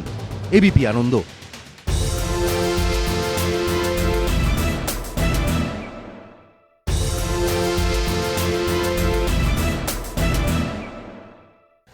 সুপ্রিম কোর্টের অস্ত্রে আমি শুধু একটা পার্টে আসবো। মাতঙ্গ সিং প্রাক্তন মন্ত্রী, এখন তার দল ক্ষমতায়ও নেই কেন্দ্রে, তাতেও প্রভাবশালী তত্ত্বে কিন্তু তার জামিন খারিজ হয়ে গেছে এবং বিচারপতি নিজে মন্তব্য করেছেন যে acting union secretary, home secretary, তার চাকরি যায়, উনি কিসের কম প্রভাবশালী? আমি বলছি যে প্রভাবশালী তত্ত্ব, প্রভাবশালী নন তত্ত্ব, মন্ত্রী নেই তত্ত্ব খাটবে সুপ্রিম কোর্টে। আমি একটা কথা বলতে চাইবো, হয়তো অনেকেই আমার সাথে একমত হবেন না। আমার মনে হয় এই মুহূর্তে মাননীয় মদন মিত্রের সুপ্রিম কোর্টে যাওয়াটা উচিতই নয়। কারণ গত কয়েকদিনের দৃশ্যপট যদি আমরা দেখি, এবং আমি খানিকটা বিজনেরও উত্তর দিতে চাইবো যে নিম্ন আদালত থেকে যেভাবে জামিন হয়ে গিয়েছিল, এবং তখন আমরা অনেকেই কিন্তু মাননীয় সিবিআই এর আইনজীবীর ভূমিকা এবং ইনভেস্টিগেটিং অফিসারের ভূমিকা নিয়ে সমালোচনা করেছিলাম। কাজেই বিজন আজকে যেটা বলছে এটা অদৃশ্য চাপ ছিল কিনা, নিশ্চয়ই ছিল। আজকে সিবিআই এর মাননীয় পাবলিক প্রসিকিউটরের নিজেকে প্রমাণ করার প্রশ্ন ছিল যে তিনি যা করেছিলেন নিম্ন আদালতে সেটা নিতান্তই মাননীয় নিম্ন আদালতের বিচারকের অবিবেচনা ছিল, সেটা তাদের ভুল ছিল না। একদিন সময় চাওয়া ভেকেশন বেঞ্চের কাছে খুব একটা অন্যায় নয়, কাজেই তার কাছে কিন্তু নিজেকে প্রমাণ করার চাপ ছিল। মানে ওই অর্ডারটা যে প্রেজুডিস ইললিগাল, এটা ওরা প্রমাণ করার একটা দায় ছিল। শুধু তাই নয়, কৃষাণু যে কথাটা বললো একটা ঘোট, তাহলে কি ছিল সেটাও প্রমাণ করার চাপ ছিল। অর্থাৎ এই তদন্ত রাজনীতি প্রভাবিত নয়, অর্থাৎ সিবিআই নিরপেক্ষভাবে কাজ করে এটা প্রমাণ করার দায় ছিল। আজকে যদি মাননীয় মদন মিত্র, আমার ব্যক্তিগত আইনের ছাত্র হিসেবে যতটুকু বুঝি সেখান থেকে বলবো যে তিনি যদি মহামান্য সুপ্রিম কোর্টে আসেন, সব কিন্তু বিচার বিবেচনা হবে। অতি দ্রুত সার্টিফাইড কপি পৌঁছে যাওয়া, পরদিন সকালে রবিবার বিশেষ বোর্ড বসিয়ে চিকিৎসকরা তাকে ছেড়ে দেওয়া, 11 মাস যিনি, প্রায় 10 মাস যিনি হাসপাতালে থাকেন, তিনি এক রাত্রে সুস্থ হয়ে বাড়ি চলে গেলেন। তারপরে 11 মাসের মধ্যে 9 মাস হাসপাতালে, 11 মাস জেল, 9 মাস হাসপাতালে, তারপর তিনি সুস্থ হয়ে বাড়ি গেলেন। আর মহামান্য কলকাতা হাইকোর্টে যেই ইস্যু উঠলো তিনি প্রভাবশালী মন্ত্রী রয়েছেন, সঙ্গে সঙ্গে তার পদত্যাগপত্র গ্রহণ হয়ে যাওয়া, গৃহীত হয়ে যাওয়া, এ সব কিন্তু, এবং মনে রাখতে হবে মহামান্য বিচারপতি টি.এস. ঠাকুর তার বেঞ্চে যিনি মাতঙ্গ সিং এর জামিনের আবেদনটা নাকচ করলেন, যাওয়াটা আমার মনে হয়, এটা আমার ব্যক্তিগত অভিমত, মনে হয় লিগ্যালি হয়ে যেতে পারে। একদম। আমি দ্রুত একবার দেখবো যে এসএসকেএম হাসপাতালে এবং অন্যান্য হাসপাতালে মদন মিত্রের এই যে দীর্ঘদিন তার জেল যাপন, আসলে হাসপাতাল যাপন, যা নিয়ে বিরোধীরা বারবার প্রশ্ন তুলেছে, এক নজরে। নিম্ন আদালতে পাওয়া জামিনের স্বস্তি স্থায়ী হলো না 20 দিনও। বৃহস্পতিবার মদন মিত্রর জামিন খারিজ করল কলকাতা হাইকোর্ট। আইনজীবীদের একাংশের বক্তব্য, জেল যাপনের পরিবর্তে অধিকাংশ সময়টাই হাসপাতালে কাটানো এবং কার্যত ইচ্ছে মতো হাসপাতালে ঢোকা বেরোনো মদন মিত্রর পথের কাঁটা হয়ে দাঁড়ালো। বুধবারের পর বৃহস্পতিবারও যে প্রসঙ্গ উঠল হাইকোর্টে। বুধবারের শুনানির সময় সিবিআই এর বিশেষ আইনজীবী কে রাঘব চারালু বলেন, 11 ফেব্রুয়ারি থেকে এসএসকেএমে ভর্তি ছিলেন মদন মিত্র, কিন্তু জামিন পাওয়া মাত্রই সুস্থ হয়ে বাড়ি ফেরেন তিনি। ডিসচার্জ সার্টিফিকেটে কোনো সময়ের উল্লেখ করা হয়নি। এসএসকেএমে পরিবহন মন্ত্রীর জন্য বিলাসের ব্যবস্থা ছিল বলে ফের অভিযোগ করে সিবিআই। রাঘব চারালু বলেন, এসএসকেএমে প্রেসিডেন্সিয়াল সুইটে ছিলেন মদন মিত্র। একথা শুনে বিস্ময় প্রকাশ করে বিচারপতি বলেন, এসএসকেএমে প্রেসিডেন্সিয়াল সুইট? হাসপাতালে জামিন পাওয়ার পর মুহূর্তেই কেন মদন মিত্র হাসপাতাল ছাড়লেন তা নিয়েও প্রশ্ন তোলে সিবিআই। এসএসকেএমের প্রেসক্রিপশনের উল্লেখ করে মদন মিত্রের অসুস্থতা নিয়ে খোঁচা দিতে ছাড়েননি সিবিআই এর বিশেষ আইনজীবী। তিনি বলেন, মদন মিত্রের ওষুধ বলতে 3টি আলাদা সংস্থার তৈরি ন্যাজল স্প্রে, যেগুলি একই কম্পোজিশনের, আর রয়েছে মহান ট্যাবলেট প্যান্ডি। সিবিআই এর আইনজীবীর এই কথা শুনে হেসে ফেলেন বিচারপতিরা। বৃহস্পতিবারের শুনানিতে ফের আসে মদন মিত্রর অসুস্থতার প্রসঙ্গ। তার আইনজীবী সুরেন্দ্র কুমার কাপুর দাবি করেন, যে কোনো কড়া অ্যান্টিবায়োটিক খেলে অ্যান্টাসিড দিতেই হয়। সিবিআই বলতেই পারছে না যে কবে তদন্ত শেষ হবে, যদিও শেষ পর্যন্ত মদনের জামিন খারিজি করে দেয় হাইকোর্ট। আইনজীবীদের একাংশের বক্তব্য, শুরু থেকেই মদনের হাসপাতাল যাপন সিবিআই এর হাতিয়ার হয়ে উঠেছে। 2014 সালের 12ই ডিসেম্বর সারদাকাণ্ডে গ্রেফতার করা হয় মদন মিত্রকে। 13ই ডিসেম্বর আদালত তাকে 5 দিনের জন্য সিবিআই হেফাজতে পাঠায়। 19 তারিখ ফের আদালতে তোলা হলে বিচারক ধৃত মন্ত্রীকে জেল হেফাজতে পাঠানোর নির্দেশ দেন, কিন্তু বুকে ব্যথা হচ্ছে দাবি করায় সেদিন রাতেই মদনকে ভর্তি করা হয় এসএসকেএমে। 28শে ডিসেম্বর তিনি হাসপাতাল থেকে জেলে ফেরেন, কিন্তু কদিন যেতে না যেতেই এবছরের 10ই জানুয়ারি তাকে ফের ভর্তি করা হয় এসএসকেএমে। ব্যাস, সেই থেকে টানা সারদাকাণ্ডে ধৃত মন্ত্রীর ঠিকানা ছিল এসএসকেএম এর উডবান ওয়ার্ড। অর্থাৎ 324 দিনের বন্দি দশায় মদন মিত্র সিবিআই হেফাজত ও জেলে ছিলেন সাকুল্যে সপ্তাহ 3 বাকি পুরোটাই এসএসকেএমে। ভিআইপি সুযোগ সুবিধে, অভিযোগ বাড়ির লোক, অনুগামীদের অবাধ আনাগোনা, ফোনে কথাবার্তা সবই চলছিল বহাল তবিয়তে। বিরোধীদের কটাক্ষ সবই ঠিক ছিল, শুধু রোগটা যে কি তাই জানা যায়নি। মদন মিত্রর জামিনের বিরোধিতা করতে গিয়েও তার এই হাসপাতাল যাপনকেই বারবার হাতিয়ার করেছে সিবিআই। এই প্রশ্নে জেল কর্তৃপক্ষের বিরুদ্ধে অসহযোগিতার অভিযোগ তুলেছে তারা। গত 6 জুলাই হাইকোর্টে সিবিআই এর আইনজীবী কটাক্ষের সুরে বলেছিলেন, মদন মিত্র এক রহস্যজনক রোগে আক্রান্ত। 31 অক্টোবর মদন মিত্র জামিন পাওয়া মাত্র পরদিন রবিবার এসএসকেএম থেকে ছুটি পেয়ে যান মদন। এরপর 3রা নভেম্বর সিবিআই মদনের জামিন খারিজের আবেদন করতেই ফের উডল্যান্ডসে ভর্তি হয়ে যান তিনি। আবার 5 তারিখ হাইকোর্ট জামিন খারিজ না করতেই 9ই নভেম্বর হাসপাতাল থেকে বাড়ি ফেরেন মদন মিত্র। বিরোধীদের দাবি, হাসপাতালকে এইভাবে নিজের ইচ্ছে মতো ব্যবহার করাটাও মদনের বিরুদ্ধে গেল। দীপক ঘোষ ও সৌভিক মজুমদার, এবিপি আনন্দ, কলকাতা।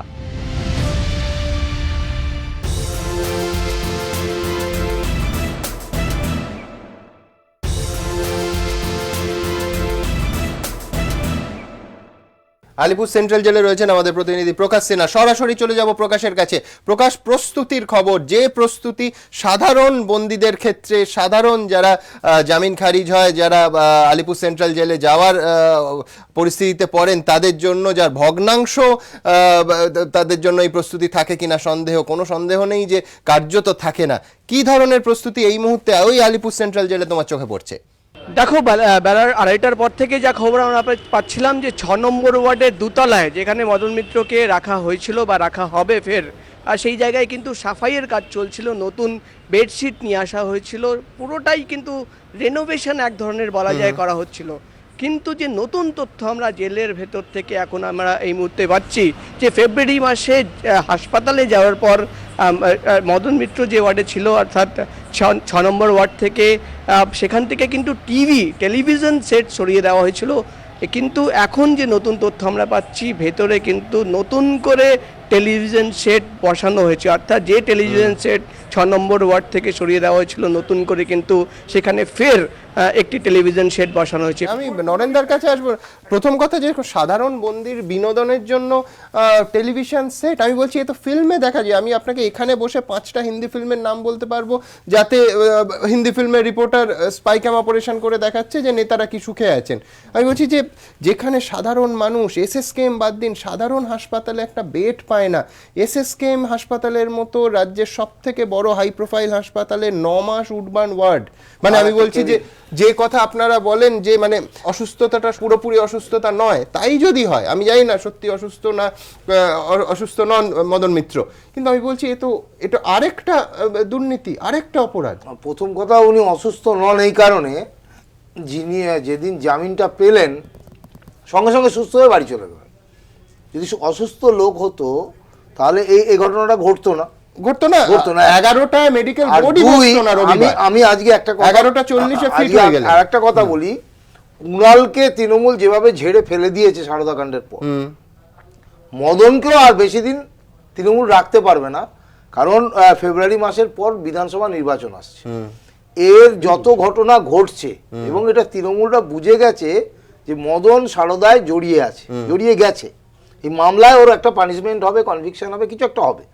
এবং বিচারপতিরাও এই ব্যাপারে খুব অফেন্ডেড, গভর্নমেন্টের আচরণ, জেলে থাকার ব্যবস্থা, হসপিটালে থাকা ব্যবস্থা, সব ব্যাপার নিয়ে এই বিচারপতিরা খুব সন্তুষ্ট নন, এটা এই ব্যাপার এই কদিনে বোঝাও গেল। কিন্তু প্রশ্ন হচ্ছে তৃণমূল যদি দায়টা ঝেড়ে ফেলে দেয়, আজকে তৃণমূলকে আবার ভাবতে হবে যে এই কেসটা তো এখানে থেমে থাকবে না। কেন্দ্রীয় সরকার চাইলেই অনেক কিছু ইনকোয়ারি বন্ধ করতে পারবে না, কারণ এটা সুপারভাইজ করবে সুপ্রিম কোর্ট। সুপ্রিম কোর্টের কাছে যদি কেউ গিয়ে আবার বলে যে প্রপারলি সিবিআই এটা দেখছে না, তখন এটাকে আবার সিবিআই কে প্রেশার আসবে একদম। আমার মনে হয় এই দিকে এগোচ্ছে, যেমনি কুণালকে তৃণমূল আর দায় নিচ্ছে না, মদনকেও কদিন বাদে দায় নেবে না, এরপরে লাইন দিয়ে তৃণমূল আর কয়েকজন আসবে, তাদের দায় নেবে। বলছি মদন সম্পর্কে আলোচনা করছি, মদন প্রভাবশালী, নিঃসন্দেহে প্রভাবশালী, তৃণমূল সম্পর্কে আলোচনা করছি, কিন্তু আমরা এই কথাটা বলছি না যে ডাক্তাররা, যে সরকারি ডাক্তাররা জেলে বলো হাসপাতালে বলো মদন মিত্রের সুবিধা মতো অসুস্থ রেখেছেন মাসের পর মাস, বা মদন মিত্রকে সুবিধা মতো মুহূর্তে সুস্থ করে দিয়েছে। সেই ডাক্তারদের বিরুদ্ধে কেন আদালত, আমি জানতে যে কেন আদালত সেই ডাক্তারদের বিরুদ্ধে, আমি বলেছেন জানি যারা রবিবার বোর্ড বসিয়ে 11টায় বোর্ড বসিয়ে 11:40 অসুস্থ মানার জন্য না, সুস্থ মানার জন্য, একদম অসুস্থ মানার জন্য না, মানে সেই ডাক্তারদের বিরুদ্ধে কেন তদন্ত হবে না? অত্যন্ত গুরুত্বপূর্ণ প্রশ্ন তুলেছে দেবজ্যোতি, যে সেই ডাক্তারদের বিরুদ্ধে যাদের বিরুদ্ধে অভিযোগ যে মন্ত্রী হিসেবে বিশেষ সুযোগ সুবিধা পাইয়ে দেওয়া হয়েছে, একবার নয় বারবার মদন মিত্রকে, দ্রুত একবার দেখবো যে তাদের প্রেসক্রিপশনে ঠিক কি কি ওষুধ রয়েছে এবং তাই নিয়ে অন্য বিশিষ্ট ডাক্তারবাবুরা ঠিক কি বলছেন। মদন মিত্র টানা হাসপাতালে থাকা নিয়ে আগেই প্রশ্ন উঠেছিল, বিরোধীরা তো বটেই, সওয়ালে বারবার তার অসুস্থতা নিয়ে প্রশ্ন তুলেছে কেন্দ্রীয় গোয়েন্দা সংস্থা। মদন মিত্রর এসএসকেএম এর প্রেসক্রিপশনের উল্লেখ করে বুধবার কটাক্ষের সুরে হাইকোর্টে সিবিআই এর বিশেষ আইনজীবী বলেন, মদন মিত্রর ওষুধ বলতে 3টি আলাদা সংস্থার তৈরি ন্যাজাল স্প্রে, যেগুলি একই কম্পোজিশনের, আর রয়েছে মোহান ট্যাবলেট প্যান্ডি। বৃহস্পতিবার মদন মিত্রর আইনজীবী সুরেন্দ্র কুমার কাপুর দাবি করেন, যে কোনো কড়া অ্যান্টিবায়োটিক খেলে অ্যান্টাসিড দিতেই হয়, কিন্তু ঠিক কি ধরনের ওষুধের উল্লেখ রয়েছে মদন মিত্র প্রেসক্রিপশনে, এগুলি সম্পর্কে চিকিৎসকদের একাংশ কি বলছেন? অ্যাডভাইসগুলো দেখে মনে হচ্ছে যে তার একটা ক্রনিক ডিজিজ প্রসেস ছিল, ক্রনিক ডিজিজ প্রসেস থাকে, তার যদি কোনো অ্যাকিউট এক্সাজারবেশন, তাকে বলে আমাদের ভাষায় acute exacerbation of chronic disease, chronic illness যে কোনো ব্যাপারে, সে অ্যাকিউটনেস হলেই তখন হাসপাতালে যায়। অ্যাকিউটনেস না হলে কিন্তু এতদিন ধরে হাসপাতালে ভর্তি থাকার কোনো যুক্তি থাকতে পারে না। জামিনের শুরুতে বারবার মদন মিত্রর দিকে ধেয়ে এসেছে তার হাসপাতাল যাপনের প্রসঙ্গ। বিরোধীরা অভিযোগ তুলেছে কারাবাস এড়াতে অসুস্থতার নামে নাটক করছেন মদন মিত্র, আর তাই তিনি বারবার বেছে নিয়েছেন সরকারি সুপার স্পেশালিটি হাসপাতালের ভিভিআইপি ট্রিটমেন্ট। যদিও এহেন হাসপাতাল থেকেই গত 1 নভেম্বর বাড়ি ফেরেন মদন মিত্র, জামিনের ঠিক পরদিন। যদিও চিকিৎসকদের একাংশের বক্তব্য, মদন মিত্রর প্রেসক্রিপশন দেখে বোঝা যাচ্ছে না তাকে এতদিন কেন রাখা হয়েছিল। এই যে ওষুধগুলোর কথা যেটা বলা হচ্ছে, প্যান্ডি বা নেজাল স্প্রে কিছু দেওয়া আছে, নেজাল ড্রপ কিছু দেওয়া আছে, এগুলোর জন্য প্র্যাকটিক্যালি হাসপাতাল ভর্তি বা নার্সিংহোম বলুন, হসপিটালাইজেশনের প্রয়োজন কখনো হয় না আর কি। বাইরে থেকে একটা কম্পালশন কাজ করছে, একটা প্রেশার কাজ করেছে বাইরে থেকে, যে প্রেশারের ফলে ডাক্তারবাবুরাও বা মেডিকেল বোর্ডও দেখা গেছে যে অনেক সময় মানে তার মেডিকেল রিপোর্ট দেখা যাচ্ছে চেঞ্জ হচ্ছে।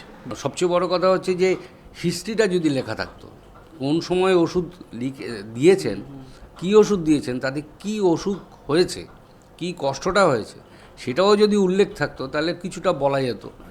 অনেকেরই প্রশ্ন, যদি কোনো কারণ নাই থেকে থাকে তাহলে মদন মিত্রকে অকারণে হাসপাতালে রেখে দেওয়ার জন্য কেন সংশ্লিষ্ট চিকিৎসকদের বিরুদ্ধে ব্যবস্থা নেওয়া হবে না? আর ওষুধ, হাসপাতাল, এইসব বিতর্কের মধ্যেই মদন মিত্রর জামিন খারিজ করল কলকাতা হাইকোর্ট। নিমাই পান্ডা ও অরিত্রিক ভট্টাচার্য, এবিপি আনন্দ, কলকাতা। মন্ত্রিত্ব থেকে পদত্যাগ করেও শেষ রক্ষা হলো না, নিম্ন আদালতের জামিন একেবারে শটান খারিজ হয়ে গেল উচ্চ আদালতে। হাইকোর্টের ডিভিশন বেঞ্চে খারিজ হয়ে গেল মদন মিত্রের জামিন। সুতরাং বেল নয়, জেলেই যেতে হবে মন্ত্রীকে। এই মুহূর্তে আলিপুর আদালতে রয়েছে আমাদের প্রতিনিধি সুমন ঘরাই। সুমন, সবার আগে তোমার কাছ থেকে জেনে নেব, মদন মিত্র টেলিভিশনে এই খবর দেখে কপির তোয়াক্কা করেননি, শটান আলিপুর কোর্টে চলে এলেন। এই মুহূর্তে কোথায় আছেন তিনি, কাদের মধ্যে আছেন, এবং জজ সাহেবের কাছে হাইকোর্ট থেকে সেই কপি কি পৌঁছলো? সুমন। দেখো এখনো কপি পৌঁছয়নি, কারণ কিছুক্ষণ আগেই জজ সাহেব আবার তারা এজলাসে বসেছিলেন এবং সেখানে মদন মিত্রের আইনজীবীদের ডাকেন, সিবিআই আইনজীবীদের ডাকেন। তিনি বলেন যে অর্ডারের কপিটা কোথায়, সার্টিফাই কপিটা কোথায়। সেক্ষেত্রে দু তরফ থেকেই বলা হয় যে অর্ডারের কপি, সার্টিফাই কপি এখনো তারা পাননি হাইকোর্ট থেকে, হাইকোর্টে তারা লোক পাঠিয়ে রেখেছেন। তখন বিচারক আবার বলেন যে ঠিক আছে, আমি 8:30টার সময় আবার আসবো, তার কারণ অর্ডারের কপি না দেখে আমি কখনো এই ইন্টেন্ডিং সারেন্ডার, এই যে পিটিশন, এই পিটিশনটা অ্যাকসেপ্ট করতে পারছি না, অর্থাৎ অর্ডারের কপি কিন্তু আমার দেখতে হবে। সেক্ষেত্রে কিন্তু একটা বড় আর্গুমেন্ট করে মদন মিত্রের আইনজীবীরা। প্রায় 15 জন প্যানেলের আইনজীবী কিন্তু এই মুহূর্তে আদালত কক্ষে উপস্থিত ছিলেন, এসিজেএম এর আদালত কক্ষে। তো সেখানে তারা যেটা দু একজন বলেন যে আপনি অন্যান্য মামলার ক্ষেত্রে এতটা সময় কেন ব্যয় করেন না, আপনার অন্যান্য যারা বিচারক আছে তারাও কিন্তু ব্যয় করে না, ইত্যাদি নানা আর্গুমেন্ট করেন।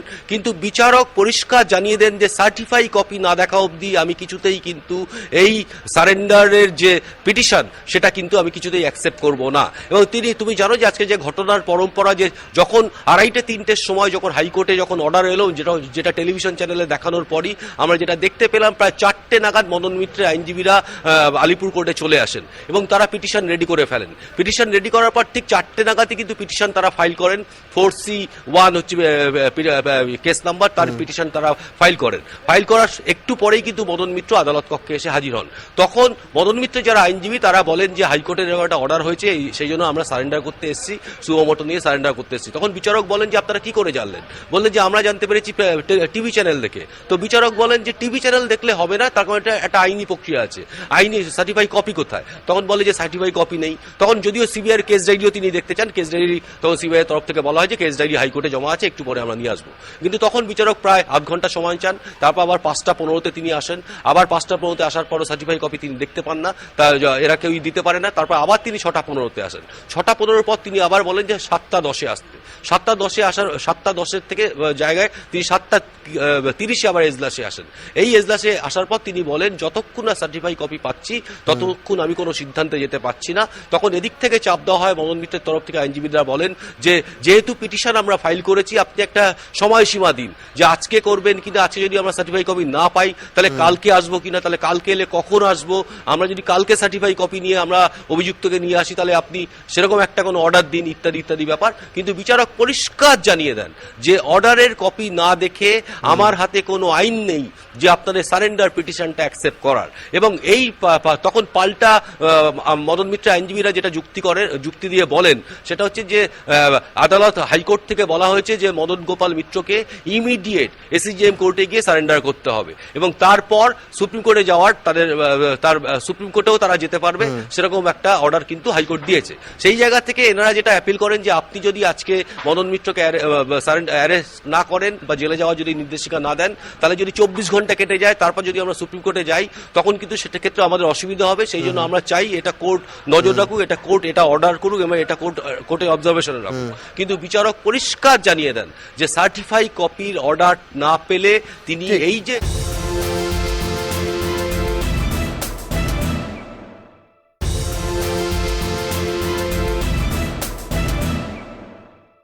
সুমন, এখন এই মুহূর্তে কি পরিস্থিতি? মদন মিত্র এখনো রয়েছেন, তার যে প্যানেলের লয়াররা আছেন তারাও আছেন, বিচারক আছেন, এই মুহূর্তের কি পরিস্থিতি আলিপুর কোর্টে?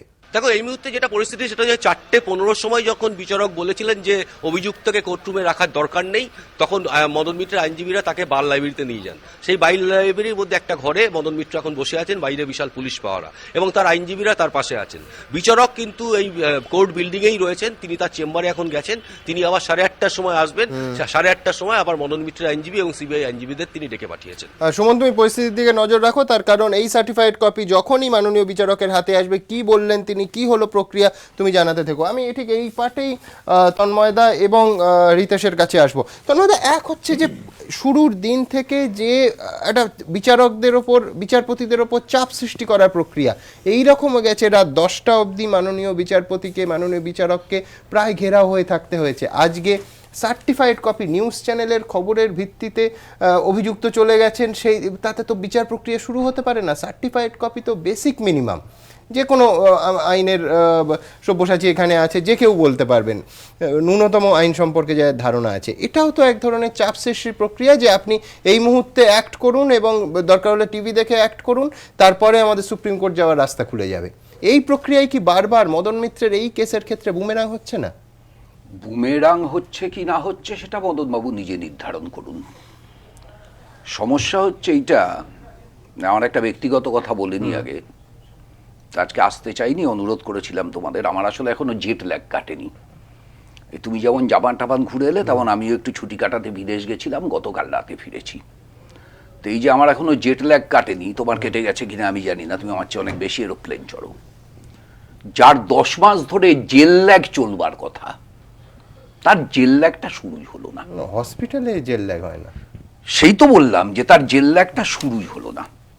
এখন বিবেচ্য এইটা না যে উনি বার লাইব্রেরিতে থাকলেন, না রাষ্ট্রপতির জন্য নির্ধারিত বিছানায় শুলেন, নাকি বাড়িতে গৃহবন্দী থাকলেন, নাকি জেলের ভেতরে থাকলেন।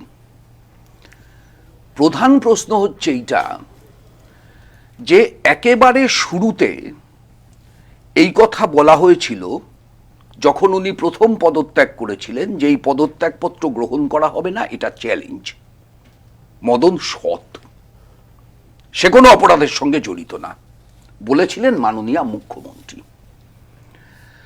মাননীয় মুখ্যমন্ত্রী চ্যালেঞ্জ নিয়েছিলেন, মাননীয় মুখ্যমন্ত্রী নিজের চ্যালেঞ্জ গতকাল উইথড্র করে নিয়েছেন পদত্যাগপত্র গ্রহণের সুপারিশ করে। জবাব মুখ্যমন্ত্রীর দেওয়ার কথা, আমারও না তোমারও না। 2, মদন মিত্র তিনি 31 তারিখে জামিন পাওয়ার পরে বলেছেন সত্যের জয় হলো, এবং তারপর পার্থবাবু দলের পক্ষ থেকে অনেক কথা বলেছেন। আজকে মদনবাবু সত্যের জয় বলবেন না অসত্যের জয় বলবেন আমরা কেউ জানি না। সেদিন যদি সত্যের জয় হয়ে থাকে আজকে কার জয় হলো এটা যদি জিজ্ঞাসা করা যায়, সাংবাদিকদের পাঠাতেই পারো জিজ্ঞাসা করতে, তাহলে উত্তর কি হবে জানি না। কিন্তু আজকে আর পার্থবাবু না, দুটো তথ্য দিই। এক হচ্ছে মদন মিত্রকে আজকে এই হুবহু এই প্রশ্ন করা হয়, তিনি জবাব এড়িয়ে যান, কোনো জবাব দেননি। পাশাপাশি তার বডি ল্যাঙ্গুয়েজে দৃশ্যত রিতেশ এবং অন্যান্য অতিথিদেরও দেখাবো একটা পরিবর্তন হয়েছে। যে মদন মিত্র আদালতে দাঁড়িয়ে দলের নামে দলনেত্রীর নামে স্লোগান দিতেন, জয়ধ্বনি দিতেন, যার ওপর পুষ্পবৃষ্টি করা হতো, আজকে আদালতের সম্পূর্ণ সম্মান তিনি বজায় রাখেন এবং সম্পূর্ণ শ্রদ্ধা করেন, সেই বক্তব্য রেখেছেন মদন মিত্র। আইনজ্ঞরা বলছেন যে এটা সুপ্রিম কোর্টে এটাও সাইটেড হবে এক্সাম্পল হিসেবে। আমি ঠিক এই পয়েন্টটাতেই আসতাম। এইখানে গিয়ে কথা হচ্ছে যে পার্থবাবুর জায়গায় ফিরহাদ বাবু তিনি আজকে খালি বলেছেন বিচারাধীন বিষয়। এখন 31 তারিখে কি এটা বিচারাধীন বিষয় ছিল না? এটা কি 19শে নভেম্বর বিচারাধীন বিষয়? জবাব ফিরহাদ বাবুর দেওয়ার কথা, আমারও না তোমারও না।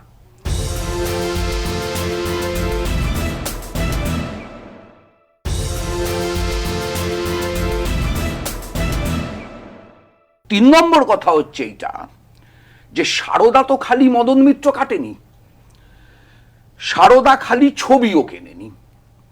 ছবি কিনেছে, ছবি বিক্রি হয়েছে, যাবতীয় যা কিছু হওয়ার হয়ে গেছে। এখন প্রশ্ন আসছে এইটা যে এই সারদা কাণ্ডে কি আরো কিছু নতুন ছবি তৈরি হচ্ছে তৃণমূল দলের অভ্যন্তরে? তৃণমূল দলের অভ্যন্তরে কি মদন মিত্র ছবি হওয়ার জায়গায় চলে যাচ্ছে? প্রশ্নটা বাজারে ঘুরছে, উত্তর আমি জানি। আমি দ্রুত একবার দেখব। চতুর্থ এবং শেষ কথা আমার যেটা আমায় বলতে দিতেই হবে সেটা হচ্ছে এতগুলো আলোচনার চাইতে অনেক জরুরি আলোচনা হচ্ছে এইটা যে কম বেশি 90 লক্ষ মানুষ এই রাজ্যে চিটফান্ডের দ্বারা প্রতারিত। প্রথম দিন থেকে মমতা ব্যানার্জি যে টাকা ফেরতের ছবি দেখাচ্ছিলেন সেই ছবিটা কিন্তু নীরবে 10 মাস ধরে উধাও হয়ে গেল। এই ছবিটার আর কোনো চিত্র নেই, এই ছবিটা আর কোথাও দেখা যাচ্ছে না। বরঞ্চ মদন মিত্রের আইনজীবীরা অনেক সময় পাল্টা যুক্তিও দিচ্ছেন যে মদন মিত্রের জামিন খারিজ হলে কি টাকা ফেরত আসবে। সেইটা যুক্তি হিসেবে আসছে কোর্টের কচকচানিতে, কিন্তু যে টাকা ফেরতের কথা ঘোষিত হয়েছিল, যে টাকা ফেরতটা প্রধান বিবেচ্য হওয়া উচিত, সেই টাকা ফেরতের ব্যাপারটা বিষ বাও জলে। যদি এক কথায় বলি বিষ বাও জলে। দ্রুত একবার দেখবো মদন মিত্রের আজকের প্রতিক্রিয়া। আত্মসমর্পণ করতে যাচ্ছি, এখনো অর্ডার পাইনি, কিন্তু যেহেতু আমি টিভিতে দেখেছি আদালত বলেছে, আদালতের মহামান্য আদালতের কথা রাখার জন্য, নির্দেশ রাখার জন্য আত্মসমর্পণ করতে যাচ্ছি। কখনো অবিচার করতে পারে, কোর্ট তো সবসময় বিচারের জন্য। আপনি কি সত্যের জয় বলবেন? হাইকোর্টের রায় নিয়ে যা বলা লয়াররা বলবেন, আমি শুধু বলবো হাইকোর্টের রায়কে মান্যতা করে আমি এখানে সারেন্ডার করছি। মন্দা কিছু বলবেন? মন্দা কিছু বলতে চান? কোর্টের অর্ডারে আত্মসমর্পণ করতে। রিতেশের কাছে পরিবর্তিত বডি ল্যাঙ্গুয়েজ মদন মিত্রের স্ট্র্যাটেজি কিনা সেই প্রশ্নে আসবো, কিন্তু তার আগে আপনাদের দেখাবো গত বছরের গ্রেফতারির দিন থেকে এই জামিন খারিজের আজকের দিন অবধি ঘটনাক্রম দ্রুত। সারদাকাণ্ডে মদন মিত্রর জামিন খারিজ করে দিল কলকাতা হাইকোর্ট। জেল এড়াতে নজরবন্দি করে রাখার মদন মিত্রর আইনজীবীদের শর্তেও সাড়া দিল না আদালত। এক নজরে দেখে নেব গোটা ঘটনাক্রম। প্রায় 5.5 ঘন্টা জেরার পর পরিবহন মন্ত্রীকে গ্রেফতার করে সিবিআই।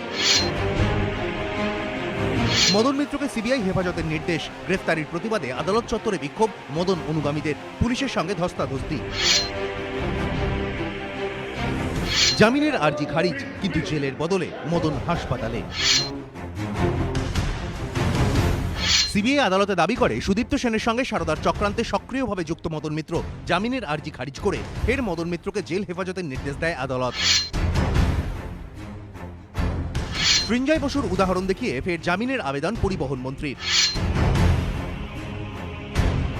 আলিপুর আদালতে খারিজ হয়ে যায় মদন মিত্রর জামিন।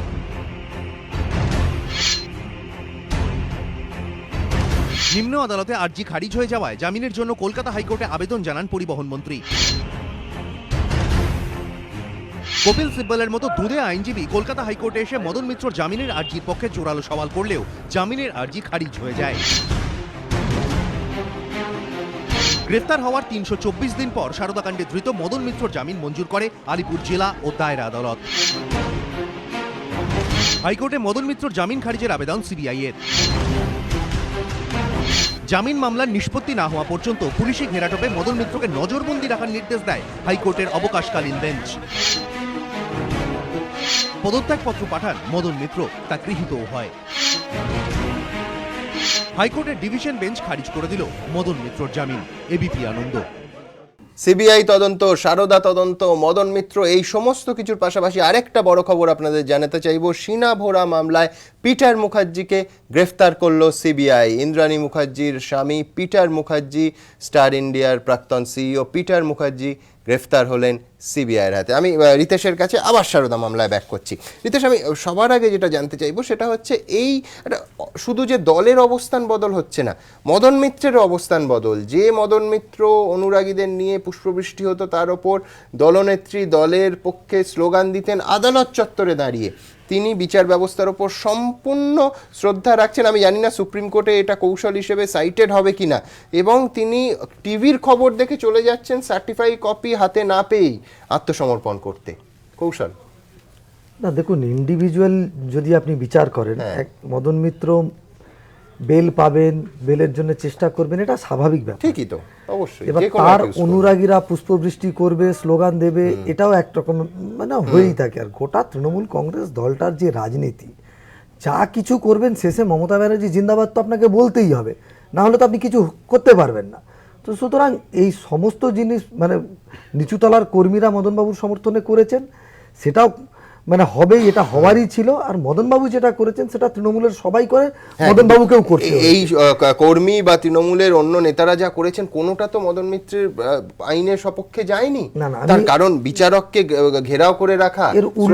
আজকে এই কয়েক ঘন্টা আগে, এখন আমরা কথা বলছি, একটু আগেই যে প্রক্রিয়াটা হয়েছে যে সার্টিফাইড কপি বাদ দিন, আপনাকে এক্ষুনি ওনার আত্মসমর্পণ গ্রহণ করতে হবে, আইনত হয় না। এর দুটো দিক আছে। আজকের যেটা হয়েছে সেটা আইনের ব্যাপার আছে, রয়েছেন উকিলবাবু, তিনি বলবেন। পলিটিক্যালি যদি আপনি গোটা বিষয়টা দেখেন, মদনবাবু রেজিগনেশন, যেদিন মদনবাবুকে গ্রেপ্তার করার নির্দেশ দেওয়া হয়েছিল, তন্ময়দা বলছিলেন মদনবাবু কিন্তু গ্রেপ্তার হওয়ার সঙ্গে সঙ্গে তিনি রেজিগনেশনটা করেছিলেন। তো ব্যক্তি মদন মিত্র, মন্ত্রী মদন মিত্রর দোষের চেয়ে আমি মনে করি রাজ্যের মুখ্যমন্ত্রীর দোষটা অনেক বেশি। তিনি দেশের মধ্যে একটি নজির সৃষ্টি করলেন যে তার ক্যাবিনেটের একজন মন্ত্রীকে কোর্ট অ্যারেস্ট করলো, অ্যারেস্ট করার পর তিনি তাকে 1 বছর রেখে দিলেন। তিনি স্টেটমেন্ট করলেন চুরির পক্ষে দৌড় হবে। তিনি যে ক্লাবগুলোকে 2 লক্ষ টাকা দিয়েছেন, ভোট এসে গেছে, এবার জানুয়ারি মাসে 4 লক্ষ টাকা পাবে। 2 লক্ষ টাকার বিনিময়ে সেই সমস্ত ক্লাবের সমর্থকরা আর কলকাতা শহরে দৌড়ালো, কারণ কি চুরির অধিকার আমাদের দিতে হবে। তো এই ধরনের অভিনব রাজনীতি, আচ্ছা, জামিন পেলেন, জামিন পেয়ে বাড়ি এলেন, বাড়ি এসে গুরুত্বপূর্ণ ফাইলে সই করলেন, দুটো ফাইলে সই করেছেন, তার ভেতরে একটা প্রায় 60 কোটি টাকার প্রকল্প।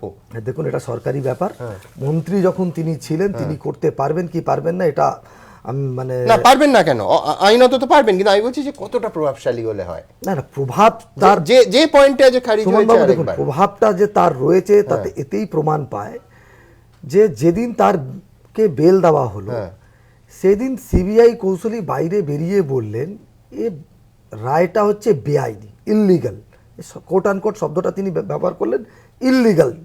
এবং পরবর্তীকালে তারা হাইকোর্টে গিয়ে সেই একই বক্তব্য রাখলেন। এই গোটা প্রক্রিয়ার মধ্যে দিয়ে যে পলিটিক্যাল সিনারিও এই রাজ্যে ডেভেলপমেন্ট হলো, হঠাৎ কংগ্রেস এবং সিপিএম দুই দল রাস্তায় নেবে, তৃণমূল এবং বিজেপির নৈকট্য এর মধ্যে দেখতে শুরু করে দিলেন এবং একের পর এক স্টেটমেন্ট আসতে শুরু করলো। আজ কিন্তু সিপিএম এবং কংগ্রেস নেতারা নীরব, আজকে তারা কেউ কিছু বলছেন না।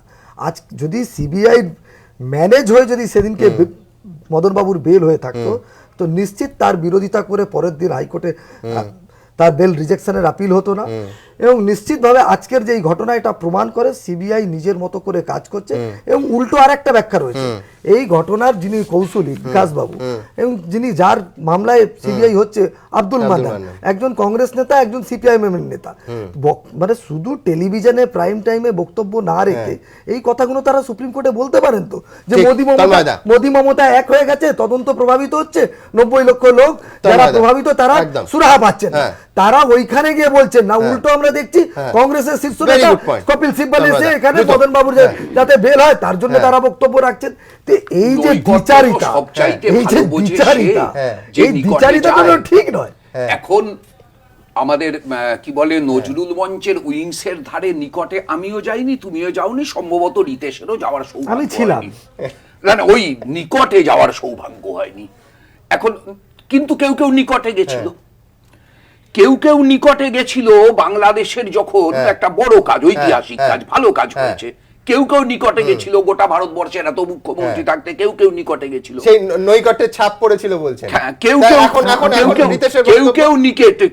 নিকটে রাজ্যসভায় যখন বিমা বিল পাস করার দরকার হয় তখন গেছিল, কেউ যখন খনি বিল পাস করার দরকার হয় তখন গেছিল। ফলে নৈকট্যের অনেকগুলো উদাহরণ নরেন্দ্র মোদীর সরকার প্রতিষ্ঠিত হওয়ার পর থেকে আছে। আমাদের প্রধান কথা হচ্ছে এটা যে সিবিআই নিজেও বলেছিল একেবারে শুরুতে যখন সিবিআই কাজ শুরু করে এবং অত্যন্ত দ্রুত গতিতে কাজ চলতে থাকে, প্রথম 2-3 মাসের ভিতর সিবিআই এর একাধিক স্টেটমেন্ট আছে যাতে সিবিআই বলেছে আমরা জাল গুটিয়ে আনছি। এই যে প্রেজেন্ট কন্টিনিউয়াস টেন্স, জাল গুটিয়ে আনছি, এই জালগুটি আনছিটা জালগুটি আনবোর পার্মানেন্ট ফিউচার টেন্সে পরিণত যেদিন থেকে হয়ে গেল সেই দিন থেকে লোকের মনে তার আগে দ্রুত একবার নিকটে যাব, নিকটে কথাটা নিয়ে এতবার তন্ময়দা বলছিলেন, নিকটে যাব আব্দুল মান্নানের, কংগ্রেস নেতা। মান্নানদা একটু আগেই রিতেশ স্টুডিওতে বলছিল যে যারা বলছিলেন, বিশেষ করে আপনারা যখন এই জামিন নিম্ন আদালতে পেয়ে গেলেন মদন মিত্র, যে কোথাও একটা আন্ডারস্ট্যান্ডিং হয়েছে তৃণমূল কংগ্রেস এবং নরেন্দ্র মোদীর বিজেপির, তো কি বলবেন? আজকে রিতেশের দাবি যে প্রমাণ হয়ে গেল কোনো আন্ডারস্ট্যান্ডিং হয়নি, নিরপেক্ষ স্বাধীন পথে চলছে তদন্ত। তো মুশকিল হয়েছে যারা তো রাজনীতিটা তো অল্প দিন করছে, ও যেটা বললো এটা যদি সত্যি হয় তার মানে কোর্টকে কি কন্ট্রোল করেছে, তার মানে কোর্টকে কি নিয়ন্ত্রণ করতে পারছে, এটা বলতে চাইছে। বলবে আমাদের কথা শুধু নয়, নরেন্দ্র মোদী ইলেকশন আগে এসে বলেছিলেন এই চিটফান্ড কেলেঙ্কারি নায়কদের আমি গ্রেপ্তার করবই।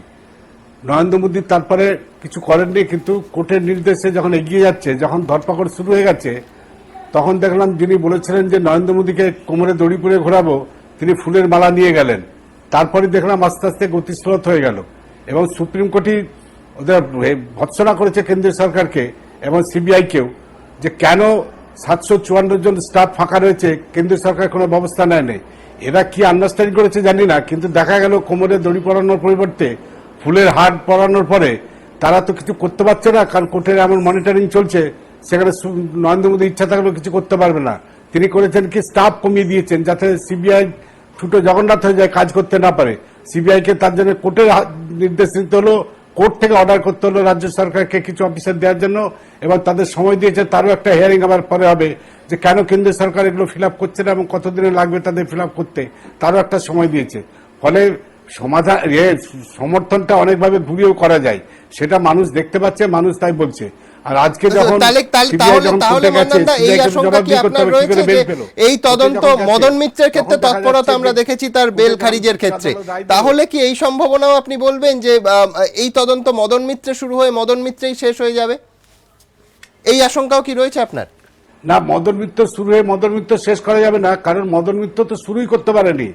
আজকে যদি মদন মিত্র বেল পেয়ে যেত তাহলে আগামী দিনে আর যেসব প্রভাবশালীগুলো আছে তাদের কাউকে গ্রেপ্তার করতে পারবে না।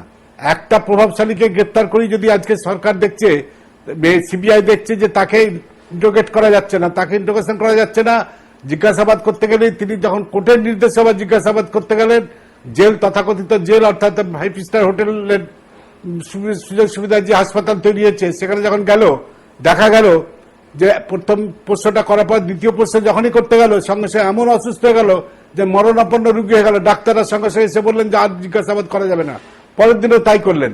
ফলে এই প্রভাবশালী লোক পদে পদে ব্যাঘাত সৃষ্টি করছে তদন্তের।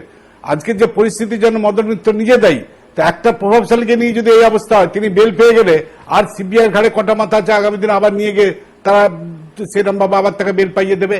এবং যে ডাক্তারদের একটু আগে দেবজ্যোতি বলছিল যে ডাক্তারদের ব্যাপারে, আমি কালকেও তোমাদের চ্যানেলে বলেছি, আজকেও বলেছি এবং আমি আমার বিভিন্ন বিবৃতিতেও বলেছি যে ডাক্তারদের ব্যাপারে আমাদের একটা তদন্তের ব্যবস্থা করতে হবে। আমি গোড়াতেই বলেছিলাম, তখন ছেড়ে দিয়েছিল ওকে, তারপর আবার নিয়ে নিল যে ডাক্তাররা কিভাবে হঠাৎ ফিট হঠাৎ আনফিট এরকম সার্টিফিকেট দিতে পারছে, কি চিকিৎসা করছে, তারও একটা তদন্ত দরকার করা যায় কিনা। আমরা বিকাশবাবুর সঙ্গে কথা বলেছি, বিকাশবাবু যিনি খুব নিঃস্বার্থভাবে এই কেসে লড়ছেন তার সঙ্গে কথা বলেছি যে আগামী দিনে আমাদের আইনজীবীরা আলোচনা করে এটা করা যায় কিনা আমরা ভেবে দেখবো যে কিভাবে এগোনো যায়, যে ডাক্তারদের ব্যাপারে।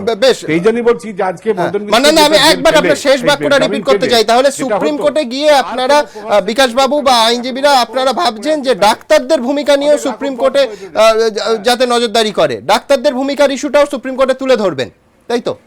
হ্যাঁ, আমরা ভাবছি কি করা যায়, কারণ সুমন আমি তো আইনজীবী নয়, আইনের ব্যাখ্যা অনেক কিছু, জয়ন্ত ছিল, জয়ন্ত এখন চলে গেছে, হয়তো বলতে পারতো, কারণ আইনজীবীরা এটা বলতে পারবে যে এটা করা যায় কিনা। কারণ আমরা সিবিআই চেয়েছি, সিবিআই দিয়েছে, এবার সিবিআই কিভাবে কাজ করবে না করবে সেটা কিছু করার অধিকার আমাদের নেই।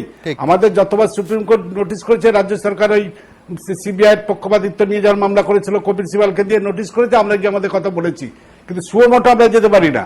যদি দেখা যায় যে সিবিআই বিরুদ্ধে আমাদের কোনো অভিযোগ আছে, তথ্য প্রমাণ নিয়ে যদি আমরা যাই সেটা হয়তো কোর্ট নিতে পারে, কিন্তু সুমোটো আমরা যেতে পারি না। সেই জন্য আমরা আইনজীবীদের সাথে কথা বলছি, আমার যারা সুভাষিস ভূমিকা আছেন তার সঙ্গে কথা বলছি, বিকাশবাবু কথা বলছেন। আমি যাচ্ছিলাম হতে আমার বাজারটা যদি দুর্ঘটনা না ঘটতো তাহলে হয়তো অনেকটা এগিয়ে আসতাম যে কিভাবে ডাক্তাররা এই যেটা করছে এই নিয়ে কিছু করা যায় কিনা। এটা আইনজীবীরা যদি আমাদের ক্লিয়ারেন্স দেয় আমরা নিশ্চয়ই সেখানে চলে যাবো, কোর্টে চলে যাবো। সেটা এটা আইনজীবীদের ক্লিয়ারেন্সের উপর নির্ভর করছে, কারণ আমি তো আইনজীবী নাই, আমি কতগুলো প্রবলেম বলতে পারি, প্রবলেমটা সমাধানে আইনের পথে কিভাবে হবে সেটা আইনজীবী বলতে পারেন। বিকাশবাবুর সঙ্গে আলোচনা করেছি, বিকাশবাবু খতিয়ে দেখছেন যে কি করা যায় এটা নিয়ে। এটা ডাক্তারদের ব্যাপারে যেটা দেবজ্যোতি বলছিল এটা একদম সত্যি কথা, মানুষের কথা, সাধারণ মানুষ বলছে যে কি ডাক্তার। একটু আগে দুজন ডাক্তারের আমি তোমাদের শুনলাম, দেখলাম, সে ডাক্তারও বললেন, একজন ডক্টর বিশ্বাস, একজন ডক্টর সুর, প্রদ্যুৎ সুর, খুব নাম করা ডাক্তার দুজনই, তারাও বলছেন যে তারা চিকিৎসক হয়ে তারা বুঝতে পারছেন না, আমরা তো সাধারণ মানুষ কি করে বুঝবো। আজকে যে অবস্থা মদন মিত্র হয়েছে, যদি তার এসব মন্ত্রী না থেকেও তিনি আজকে দেখা যাচ্ছে যে তার জন্য আবার সেই সুপার স্পেশালিটি হসপিটাল, আবার সেই প্রেসিডেন্সিয়াল স্যুট সব ব্যবস্থা হচ্ছে, তো তার মানে তিনি মন্ত্রী নেই কিন্তু প্রভাবটা রয়ে গেছে। অর্থাৎ এইটা যদি আবার ওকে সুযোগটা দেওয়া হয়, আবার যদি এই প্রভাবশালীর যে সমস্ত সুযোগ মানে তার হস্তক্ষেপ করতে পারেন, তাহলে কিন্তু রাঘব বল যারা এখনো বাইরে আছেন তারা গ্রেপ্তার হবে না। রাঘব বলরা এখন অনেকে আতঙ্কিত হয়ে পড়েছে এই মদন মিত্রের জামিন না হওয়াটা, জামিনটা খারিজ হয়ে যাওয়াটা, আজকে তারা আতঙ্কিত হয়ে পড়েছে, আগামী দিনে তাদের উপর হস্তক্ষেপ হবে, আগামী দিনে তাদের উপর হাত পড়বে, সেই জন্য তারাও আতঙ্কিত হয়ে পড়েছে। আমরা সেই পথে যেতে চাই, শুধু এর মদন মিত্রকে দিয়ে শেষ করতে চাই না, মদন মিত্রকে দিয়ে শুরু করতে চাই। শুরুটাই এখনো হলো না, তিনি জেলের নাম করে হাসপাতালে রইলেন, কোনো আমি এই পয়েন্টে জিজ্ঞাসাবাদ আসবো। করা গেল না। আব্দুল মান্নান বলছেন যে শুরুটাই এখনো হলো না।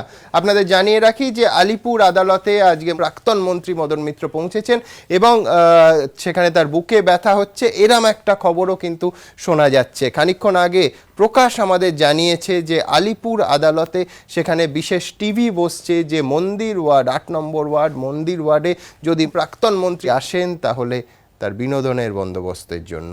একজন সাধারণ অ্যাকিউজড, একজন সাধারণ বিচারাধীন বন্দী কি এই সুবিধে পান? ছোট্ট একটা বিরতির সময় হয়ে গেছে, বিরতির পর এসে আবার আমাদের অতিথিদের কাছে এবং এই প্রশ্নগুলোতে ফিরব। সব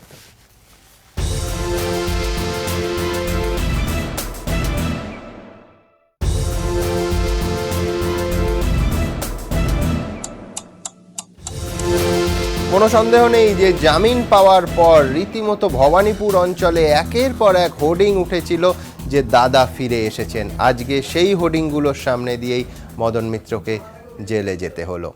দেখুন, ঘরে থাকার সুখ স্থায়ী হলো না 18 দিনও। ভবানীপুরের বাড়ি ছেড়ে আবারও চলে যেতে হলো দাদাকে। মাঝে মাত্র 18 দিনের জন্য বাড়ি এসেছিলেন মদন মিত্র, তাতেই বদলে গিয়েছিল ভবানীপুরের মেজাজ। দাদাকে স্বাগত জানাতে চারিদিকে ছেয়ে গিয়েছিল পোস্টার হোর্ডিং। আদালতের নির্দেশে বেশিরভাগ সময়টাই তিনি পুলিশি ঘেরাটোপে নজরবন্দি ছিলেন, তাতেই অনুগামীদের উচ্ছ্বাসের সীমা ছিল না। ভবানীপুরের শাঁখারিপাড়ার সেই চেহারাটা বদলে গেল বৃহস্পতিবার বিকেলে, যখন হাইকোর্টে জামিন খারিজের পর আত্মসমর্পণ করতে গেলেন মদন। তার বাড়ি ফেরার উচ্ছ্বাসে টাঙানো সেসব পোস্টার হোর্ডিং এর পাশ দিয়েই। ভবানীপুরের বর্দা মদন মিত্র কালী পুজোর আগে জামিন পাওয়ায় যারা উৎসাহ দেখিয়েছিলেন এই পোস্টার দিয়ে, তারা আজ হতাশ, কারণ বর্দাকে হাইকোর্টের রায়ে আবার ভবানীপুর ছাড়তে হচ্ছে। শুধু নিজের পাড়া নয়, মদন মিত্রর বিধানসভা কেন্দ্র কামারহাটিতে তাঁর অনুগামীরাও নিম্ন আদালতে জামিনের পর রাস্তা ঢেকে দিয়েছিলেন পোস্টারে। এক এক পোস্টারে উচ্ছ্বাসের এক এক ভাষা। বৃহস্পতিবার মদন মিত্রর জামিন খারিজ হওয়ার পর বিটি রোড, নীলগঞ্জ রোডে সেসব পোস্টার রয়েছে বটে, কিন্তু পাল্টে গিয়েছে আবহ। সব মিলিয়ে সারদাকাণ্ডে অভিযুক্ত মদন মিত্র এদিন যতটা বিষণ্ণ মুখে বাড়ি ছেড়ে বেরিয়েছেন, তার ছায়াই যেন তার অনুগামীদের মুখেও। নিমাই পান্ডা, এবিপি আনন্দ, কলকাতা। সুপারজ, এটা অসমর্থিত সূত্রে খবর পাওয়া যাচ্ছে যে বন্দীদের একাংশ বিক্ষোভ দেখাচ্ছেন যে এই বিশেষ বিছানা, কম্বল, বিশেষ ব্যবস্থা, টিভির কথা খানিকক্ষণ আগে প্রকাশ আমাদের জানাচ্ছিল, এইগুলো কেন সাধারণ বন্দীরা পাবে না? প্রাক্তন মন্ত্রী এবং এই মুহূর্তে বিধায়কও বটে, কোনো ধরনের আইনি প্রভিশন আছে কোনো বিশেষ বন্দোবস্তের? দেখুন, বিশেষ বন্দোবস্তের কোনো নির্দিষ্ট কোনো প্রভিশন নেই। যদি কোনো বন্দী অসুস্থ হন, সেক্ষেত্রে ডাক্তারবাবুরা যদি সেটা চিহ্নিত করতে পারেন, সেক্ষেত্রে তার জন্য যে চিকিৎসা হবে সেই ব্যবস্থা হতে পারে। কিন্তু একজন বন্দী, তিনি বিনোদনের তার জন্য ব্যবস্থা হবে, আর বাকি বন্দীরা সেখানে বিনোদনের ব্যবস্থা পাবেন না, এটা সম্ভব নয়। কারণ যে বিনোদনের ব্যবস্থা থাকে সেটা জেলের ভিতরে, সেটা সকলের জন্যই সমান। এখন জেলের মধ্যে অনেক কমিউনিটি উদ্যোগ সেখানে তৈরি হচ্ছে, সেখানে রয়েছে, যাতে সবাই সেখানে থাকতে পারেন, সব বন্দীরা সমানভাবে থাকতে পারেন। এটা আমার ওই আনন্দবাজার পত্রিকায় বহুদিন আগে একটা রিপোর্ট বেরিয়েছিল। কোনো এক বন্দী খুব রেগে যাচ্ছে, কার্তিক তার নাম ছিল, মদনবাবু ছিলেন, মদনবাবু বিশেষ সুযোগ সুবিধা পাচ্ছিলেন, আর ওই বন্দী বলছিলেন যে আমি চোর, আমরা বারবার করে শুধু আমরাই চোর, মন্ত্রীরা চোর হলে চোর নয়। সেটা হয়তো কার্তিক ভুল ভেবেছিল, কারণ মন্ত্রী তখনও বিচারাধীন, কার্তিক এর ক্ষেত্রে সেখানে হয়তো ঘোষিত হয়েছিল। কিন্তু এটা তো সাধারণ পালস। একজন মন্ত্রী হলে তিনি বিশেষ সুযোগ সুবিধা পাবেন, এখন উনি প্রাক্তন মন্ত্রী, এটা হওয়া উচিত নয়। এবং এটাই তো প্রমাণ করছে যে মদনবাবু প্রাক্তন হয়েও প্রাক্তন হলেন না, এখনো পর্যন্ত তার সমান প্রভাব রয়েছে। একেবারে। আমি দ্রুত একবার দেখাবো যে জামিন খারিজ হওয়ার খবর আসার পর শোনা যাচ্ছিল যে মদন মিত্র ভেঙে পড়েছেন, কিন্তু তারপর অত্যন্ত আত্মবিশ্বাসী এবং তিনি যা বক্তব্য রেখেছেন কোর্ট এবং বিচার ব্যবস্থার ওপর সম্পূর্ণ শ্রদ্ধাশীল মদন মিত্র, সেটাই কিন্তু বারবার এস্টাবলিশ করার চেষ্টা হয়। যে মদন মিত্রের ওপর আদালতে পুষ্পবৃষ্টি হয়, তিনি দল এবং দলনেত্রীর নামে জয়ধ্বনি দিয়েছেন, সমর্থকেরা এবং তার আইনজীবীরা নিম্ন আদালতের একজন বিচারককে রাত 10টা অবধি ঘেরাও করে রেখেছিলেন। একেবারে ভিন্ন সুরে পাওয়া গেল আজ মদন মিত্রকে। দেখুন, সকাল থেকে উদ্বিগ্ন চোখজোড়া বারবার চলে যাচ্ছিল টিভির পর্দায়। বারবার মনে হচ্ছিল যদি কোনো মতে বেঁচে যায় জামিনটা। কিন্তু ঘড়ির কাঁটা 2:30-এর ঘরে পৌঁছতেই সত্যি হয়ে গেল আশঙ্কা। খারিজ হয়ে গেল জামিন। সূত্রের দাবি, ঘরে বসে টিভির পর্দায় নিজের জামিন খারিজ হয়ে যাওয়ার খবর দেখেন মদন মিত্র। খবর দেখে ভেঙে পড়েন হতাশায়। বন্ধ করে দেন দরজা জানালা, নিজেকে আবদ্ধ করে নেন একটি ঘরে। ঘরের বাইরে অনুগামীদের হা হুতাশ, আর বন্ধ ঘরের ভেতরে মদন মিত্রের। ফের বাড়ি ছাড়তে হবে যে। অনুগামীদের আবেগে ভাসিয়েই বিকেল 4টের পর বাড়ি ছাড়েন মদন মিত্র। বলে যান, নির্দেশে আত্মসমর্পণ করতে যাচ্ছি। তবে মদন মিত্রর এদিনের চেহারার সঙ্গে তার আগের চেহারার মিল খুঁজে পাচ্ছেন না অনেকেই। কারণ গ্রেফতারির আগে সিবিআই অফিসে ঢোকার দিন এই মদনকেই দেখা গিয়েছিল অন্য মেজাজে।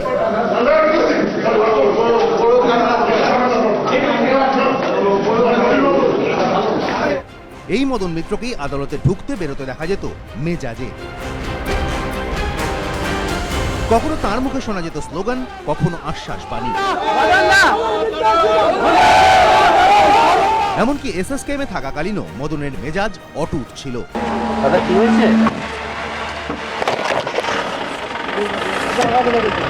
কিন্তু হাইকোর্টে জামিন খারিজ হওয়ার পরই উধাও মদনের সেই মেজাজ। সংবাদ মাধ্যমের প্রশ্নের উত্তরে বললেন, আইন মানা নাগরিক হিসেবে আত্মসমর্পণ করতে এসেছেন, আদালতের রায় মেনে চলবেন। তিনি শারীরিকভাবে অসুস্থ, বুকের বাঁ দিকে ব্যথা করছে, কিন্তু আদালতের নির্দেশ মানতেই হবে।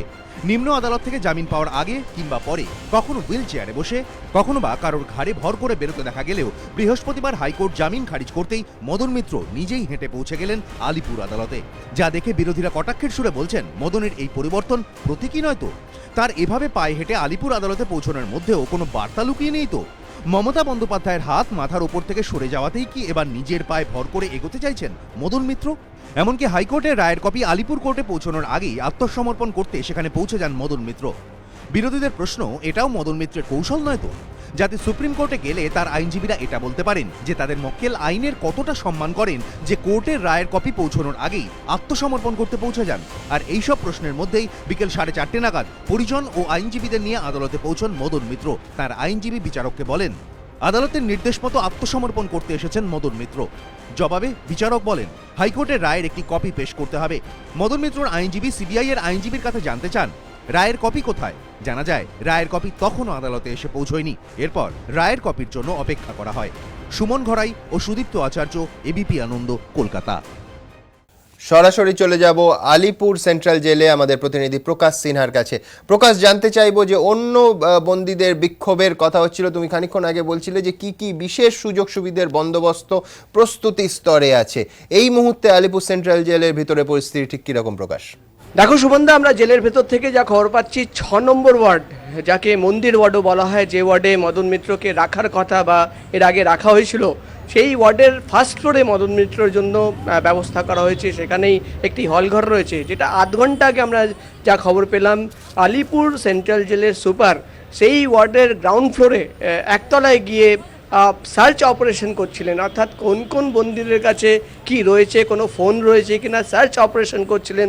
তখনই কিন্তু বন্দীরা বিক্ষোভ দেখায়, অর্থাৎ তারা জেল সুপারকে ঘিরে ধরে। তারা কিন্তু অভিযোগ আনে যে যিনি আসছেন, অর্থাৎ মদন মিত্রর কথা উল্লেখ করে বন্দীরা বলে যে একজন বিধায়ক তিনি আসছেন, তার জন্য সুযোগ সুবিধা করা হচ্ছে, টিভি বসানো হচ্ছে, নতুন বেডশিট আনা হচ্ছে, আমাদের জন্য এটা কেন? বা আমাদের সেলে এসে বা আমাদের গ্রাউন্ড ফ্লোরে এখানে ওয়ার্ডে এসে সার্চ অপারেশন কেন করা হচ্ছে?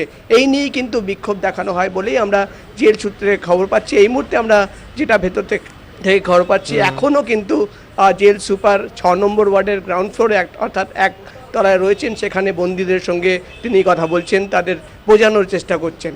সুমনদা, ধন্যবাদ প্রকাশ। সমিতা, এটা আপনি একমত হবেন যে আজ অবধি দল বা সরকার মদন মিত্রের প্রতি বিশেষ যা যা ব্যবস্থা করেছে সব কিছু কার্যত তার বিরুদ্ধে গেছে। সেটা তাকে 1 বছরের ওপর মন্ত্রী রেখে দেয়া থেকে, সেটা অন্যান্য যে বন্দোবস্ত, জয়ধ্বনি, পুষ্পবৃষ্টি, বিচারককে ঘেরাও করে রাখা, সবগুলো তার বিরুদ্ধে গেছে। দেখুন আজকেরটাও সাম্প্রতিক উদাহরণ, যে বিশেষ ব্যবস্থা। এবং আমি বলছি, এগুলো যদি প্রমাণিত হয় সুপ্রিম কোর্টে, এগুলো সিবিআই নিঃসন্দেহে প্রভাবশালী আরেকবার তথ্য সুপ্রিম কোর্টে প্রতিষ্ঠা করার চেষ্টা করবে এইগুলো দিয়ে। না সুমন, আজকে রায়ের মধ্য দিয়ে কনক্লুশন এখনই আসা সম্ভব নয়, তার কারণ মানে লোয়ার কোর্ট না না থেকে সেটা কনক্লুশনে তো আসতে বলছি না, এইটা দেখে এরকম না। আমি না না বলছি যে আজকে তো মদন মিত্র অপরাধী না অপরাধী নন সেই নিয়ে কোনো ভার্ডিক্ট মাননীয় বিচারপতিদের ডিভিশন বেঞ্চ দেয়নি। শুধু প্রভাবশালী তত্ত্ব ছাড়া আর সিবিআই মানে এ তো মানে অশ্বডিম্ব প্রবেশের মতন যদি আপনি দেখেন প্রসব করেছিল যে কোনো রকম ভাবে মানে এভিডেন্স ছাড়াই মানে শুধু প্রভাবশালী তত্ত্ব, এছাড়া সিবিআই আর কিছুই করছে না। মানে মান্যতা দিলেন তো আজকে ডিভিশন বেঞ্চ। না আপনি যদি দেখেন লালু প্রসাদ যাদব থেকে শুরু করে জয়ললিতা, না না আমি বলছি কোন কিন্তু সুপ্রিম কোর্ট আপনি যেটা বলছেন কোন বিচারপতিরা তো এক্স্যাক্টলি সিবিআই এর এই যুক্তি মেনে আজ জামিন খারিজ করে দিলেন। না না সেটা তো এক আইন, তো আইনের পথেই চলছে, সেটা তো স্বাভাবিক আইনের যুক্তিতে যা হবে হবে, কিন্তু আজকে প্রাথমিকভাবে আমার যা মনে হয়েছে আইনকেই মান্যতা দিচ্ছে এবং আমার মন্ত্রী হয়েও গতকালও তো তিনি মন্ত্রিত্ব ছিলেন, ছেড়েছেন প্রভাবশালী তত্ত্ব, কেন আজকে সেই তত্ত্বের রায় হলো? দেরিতে হলেও জিনিসটা তো হয়েছে 1 বছর। কি বলবেন দেরি রায় দুরুস্তায়?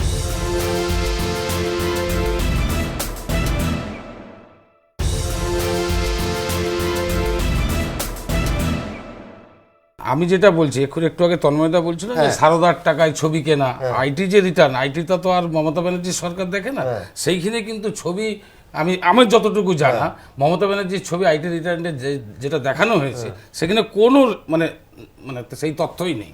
তার কারণ হচ্ছে এটা তো সেন্ট্রাল গভর্নমেন্ট দেখে, তো আইটি তো আর আমি বলছি মদন মিত্র, আপনি বলছেন বিনা প্রমাণে সিবিআই এর হাতে কোনো প্রমাণ নেই, বিনা প্রমাণে আজকে ডিভিশন বেঞ্চ মেনে নিল। না এটার কারণ তো শুধু একটাই, এটা তো চক্রান্ত, এবং আমি তো বলছি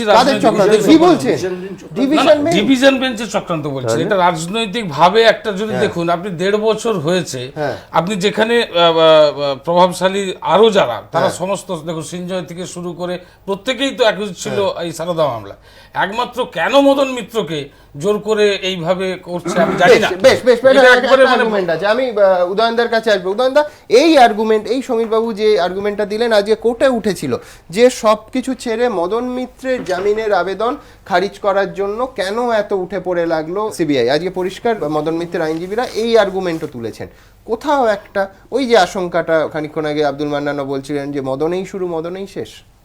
না গন্ডগোলটা হচ্ছে এই যে আপনার জেলে যে বিশেষ ব্যবস্থা নেওয়া হচ্ছে বা আমরা এইটাকে গুরুত্ব দিচ্ছি বা সিবিআই ও মদন মিত্রকে নিয়ে তো গুরুত্ব দিচ্ছে, এখানে একটা জিনিস আমরা বুঝতে ভুল করছি যে ব্যক্তিটা কে সেটা তো দেখতে হবে। তার নাম শ্রীযুক্ত মদন মিত্র, এরকম ফ্ল্যামবয়েন্ট একজন পলিটিশিয়ান গত বেশ 1-2 দশকে পশ্চিমবঙ্গে আসেননি, এবং আপনি দেখুন তার জন্যই কিন্তু এই ব্যবস্থাগুলো হচ্ছে। অন্য আপনি সারদা কাণ্ডে অন্য যারা অ্যারেস্টেড হয়েছেন সে আপনি একটি পত্রিকার সম্পাদকের কথা বলতে পারেন বা একটি ফুটবল দলের একজন কর্মকর্তার কথা বলতে পারেন বা আরো কয়েকজনের কথা বলতে পারেন, বা যারা ইন্টারোগেশনের জন্য গেছিলেন তাদের নিয়ে কিন্তু এত আলোচনা নেই। আলোচনাটা মদন মিত্রকে নিয়ে, সেটা সব জায়গায়, সেটা জনসমাজেও আলোচনা মদন মিত্রের কি হচ্ছে, সেটা আপনি সোশ্যাল মিডিয়ায় দেখবেন যে একমাত্র সারদা কাণ্ডে মদন মিত্রকে নিয়েই কিন্তু আলোচনা হচ্ছে, মানে যতজন অ্যারেস্টেড হয়েছেন বা যারা অভিযুক্ত। ফলে সিবিআইও যে সেই দিকে তাকাবে সে বিষয়ে কোনো মানে দ্বিমত থাকতে পারে না। অর্থাৎ মদন মিত্র হচ্ছেন সেই পলিটিশিয়ান যিনি সব জানেন, যিনি পুরোটা বুঝেছেন, যিনি পুরোটা খেলেছেন, এই ব্যাপারটা সবাই বুঝতে পারছে। এবং সিবিআই তাই জন্য আজকে দেখুন আরেকজন যার জামিন হয়েছিল, ধরুন এখানেই তো আশঙ্কাটা যে একা মদন, একক মদন মিত্র, একা একজন মন্ত্রী। না এটা গন্ডগোলটা হচ্ছে এই জন্য যে মদন মিত্রকে সেভ করার জন্য তার দল এবং সরকার প্রথমে তাকে মন্ত্রী হিসেবে রেখে দিল, যদি সে মন্ত্রীর সুযোগ সুবিধাগুলো পায়, ইমিউনিটি গুলো পায়, সেইটা হলো না। তারপর তাকে 11 মাসের মধ্যে 10 মাস হাসপাতালে তাকে রেখে দেওয়া হলো। তাতে কি হলো? সিবিআই এর তদন্ত গতি খুব একটা এগোলো না, মদন মিত্রেরও খুব একটা সুবিধা হলো না। কিন্তু যে আইনি লড়াইটা নীরবে মদন মিত্র লড়তে পারতেন, সেই লড়ার অধিকার তার রয়েছে। তিনি যদি দোষী বা নির্দোষ, আমি সেই প্রসঙ্গে যাচ্ছি না, সে আইনি লড়াইটা তিনি লড়তে পারতেন নীরবে, কিন্তু তাকে নীরবে লড়তে দেওয়া হলো না। সারাক্ষণই একটা সরব উপস্থিতি মদন মিত্রের আমাদের জনসমাজে, আমাদের আলোচনার মধ্যে রয়ে গেল। এর ফলটা খুব মারাত্মক, মারাত্মক ইন দ্য সেন্স যেটা আব্দুল মান্নান সাহেব বলতে চাইছিলেন যে আমরা মদন দিয়ে শুরু করব, আপনি যেটা উত্তরে বললেন যে মদনে শুরু মদনেই শেষ, আমারও সেই আশঙ্কাটাই মনে হচ্ছে। কারণ ওকে আমরা আলাদা করে একটা গোল চক্কর দিয়ে আলাদা করে দিচ্ছি মদন মিত্রকে, এবং সিবিআই, সারদা এবং মদন মিত্র এই ব্যাপারটাকে একটা লাইনে নিয়ে এসেছি।